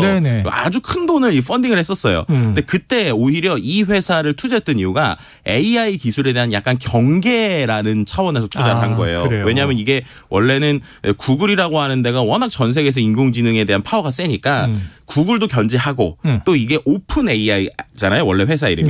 그런 것처럼 오픈 소스 기반으로 누구나 쓸 수 있는 인공지능을 만들어서 모두에게 돌려주자가 원래 취지였는데 이게 워낙 돈이 많이 드니까 그리고 비즈니스적으로도 기회가 보이니까 지금 아예 마이크로소프트가 엄청난 투자를 하면서 거의 독점권을 가지고 있는 상황이란 말이에요. 그러니까는 일론 머스크가 투자를 다 회수를 했습니다. 그러면서 최근에 얘기한 게 이 생성형 인공지능은 원자와 같다라고 표현한 거예요. 무슨 얘기일까요? 우리가 말하는 원자 폭탄 있잖아요. 핵. 거기서 말하는 핵 원자와 같다.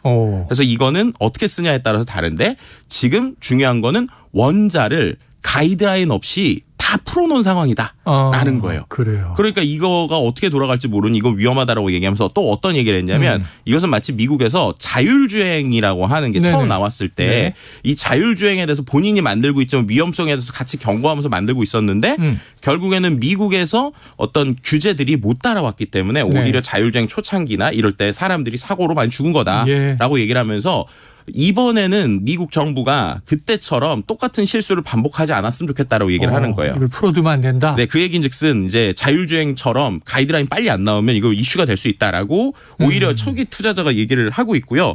그 외에 뭐 미국의 수많은 뭐 심리학 교수들, 뭐 신경과학 교수들, 언어기술 교수들 같은 경우도 다 이제 아까 제가 말씀드린 것처럼 AI가 자신이 무엇을 말하고 있는지 전혀 모른다. 도덕적인 나침반도 없다. 의미나 맥락을 이해하는 게 아니라 대화를 모방하는 거에 불과하다. 이런 이런 식의 이야기를 하고 있는데 중요한 건 사람이 받아들일 때는 이거를 사실이 아닌 것을 사실로 받아들일 수 있는 위험이 있다라고 하면서 지금 얘기를 하고 있는 상황이다라고 볼 수 있는 것이죠. 이게 예전에 영화 중에 그 무인도에 떨어진 사람이 배구공을 친구로 삼아 얘기를 하는데 그건 배구공이지만 나의 감정은 친구처럼 느끼는 거잖아요. 그렇죠. 바다에서 그 공이 막 떠내려가는데 눈물을 막 흘리는 장면에서 울컥하는데 비슷합니다. 자, 이 놀라움을 주는 수준에서 실제로 우리 생활에 어떻게 적용될 것이고 비즈니스에 이게 어떻게 반영될 것인가 고민하는 시기입니다. 굉장히 다양한 의견이 나오던데 자, 우리 정부가 말이죠. 챗 GPT와 같은 대화형 인공지능을 포함해서 전 국민의 인공지능 일상화에 시동을 건다. 정부의 이 이야기는 어떻게 좀 우리가 이해하면 좋을까요? 네, 일단은 지금 정부에서 계속적으로 AI, 그러니까 인공지능 자체에 대한 투자는 계속적으로 진행이 되고 있었고요. 근데 거기에서 최근에 이런 챗GPT 같은 대화형 인공지능이 뜨니까 대화형 인공지능에도 같이 투자를 하겠다라는 개념으로 생각을 하시면 될 것 같아요. 그래서 이제 작년까지는 어떤 의료 부분에서의 좀 초기 투자를 좀 도와줬고 올해 같은 경우에는 이제 도심 항공 모빌리티, 우리가 알고 있는 드론이나 여러 가지 것들. 근데 이런 데 다 인공지능이 들어가거든요. 근데 인공지능이라고 하는 게 단순히 어떤 인공지능 기술로만 끝나는 게 아니라 지난 시간에 한번 말씀드렸지만 그것을 이루는 반도체라든지 하드웨어라든지 서비스라는 이게 다 통합이 돼야 되다 보니까 이런 쪽에서의 좀 투자를 진행하겠다는 것이고 그리고 그중에서도 아까 말씀드렸던 생성형 인공지능을 만들기 위한 반도체나 아니면 전지 뭐 아니면 양자 컴퓨터 이런 쪽에도 좀 전반적으로 투자를 늘리겠다 이런 얘기라고 보시면 될 것 같습니다. 네, 자 보니까 지금 뭐 말씀하신 대로 의료용 인공지능, 또 무슨 산업용 인공지능. 여기에 지금 생성형 인공지능, 이게 이제 글을 써주죠. 자, 그런데 이제 이런 인공지능과 인공지능이 막 합쳐지는 그런 사례도 나타나고 있는 거죠. 네, 맞습니다. 이제 말씀서 의료 인공지능하고 생성형 인공지능이 합쳐지는 사례들이 나오는데 예를 들면 이런 거예요. 이미 우리가 알고 있는 엑스레이 사진 같은 경우에는 오히려 인공지능이 사람보다 더 잘 파악한다. 판독을 잘하고 암 같은 건 잘 본다 이런 얘기들이 있어요. 왜냐하면 실제 이게 패턴적인 거니까. 물론 이제 그거를 의사가 한 번 더 해석을 해줘 더 정확하겠죠. 근데 지금 이 영상의 학과가 우리나라에서 의사들이 모자르대요. 그래서 판결이 나오거나 이제 어떠한 정확한 확정이 나오는 게 오래 걸리는데 그거를 생성형 인공지능을 붙일 수 있다라는 지금 아이디어가 이제 카카오 브레인 같은 데서 나오고 있는 겁니다. 이제 그렇게 되면 이런 거죠. 이제 어떻게 보면은 이 판별하는, 그러니까는 어떤 이게 암인지 아닌지 판별하는 인공지능까지는 지금 잘 갖고 있는데 그거를 처방전을 써주거나 그게 이런 병입니다라고 얘기하는 걸 생성형 인공지능이 붙어서 말을 이제 사람들에게 아주 부드럽게 해주는 상태가 되는 거죠. 그럼 이제 그게 나중에는 뭐 챗봇이 붙는다거나 음성이 붙는다면은 마치 정말 의사 선생님이 얘기해 주듯이 커뮤니케이션 할 수 있는 이런 형태들이 지금도 이제 가능하고 이걸 조금 더 부드럽게 만드는 것들이 나오는, 그러니까 결국엔 기존에 있었던 기술에 대화가 붙는 형태의 다양한 아이디어들이 지금 진행되고 있다 이런 얘기 드릴 수 있을 것 같습니다. 뭐 미래가 기대되면서 약간 또 우려와 두려움도 있습니다. 우리나라에서는 판결에 대해서 국민들의 의견이 막 분분하니까 판검사들을 AI로 바꿔주세요. 뭐 이런 얘기가 많은데 그게 정말 많이 나오더라고요. 그렇죠. 앞으로 좀 어떻게 진화할 것인지 지켜봐야 될 상황입니다. 아유, 뭐 흥미진진하네요. 매주. 그러니까 매주 새로운 게 나와서 일주일에 제가 보니까 2달 동안 관련 논문이 4,000편이 나왔어요. 전 세계적으로. 자, 여기서 정리하겠습니다. 자, IT본부 김덕진 미래사회 IT연구소장이었습니다. 오늘 말씀 고맙습니다. 네, 감사합니다. 네, 최영일의 시사본부 오늘 화요일 준비한 내용은 여기까지입니다. 저는 내일 수요일 낮 12시 20분에 다시 찾아뵙도록 하겠습니다. 오늘도 청취해 주신 여러분 고맙습니다.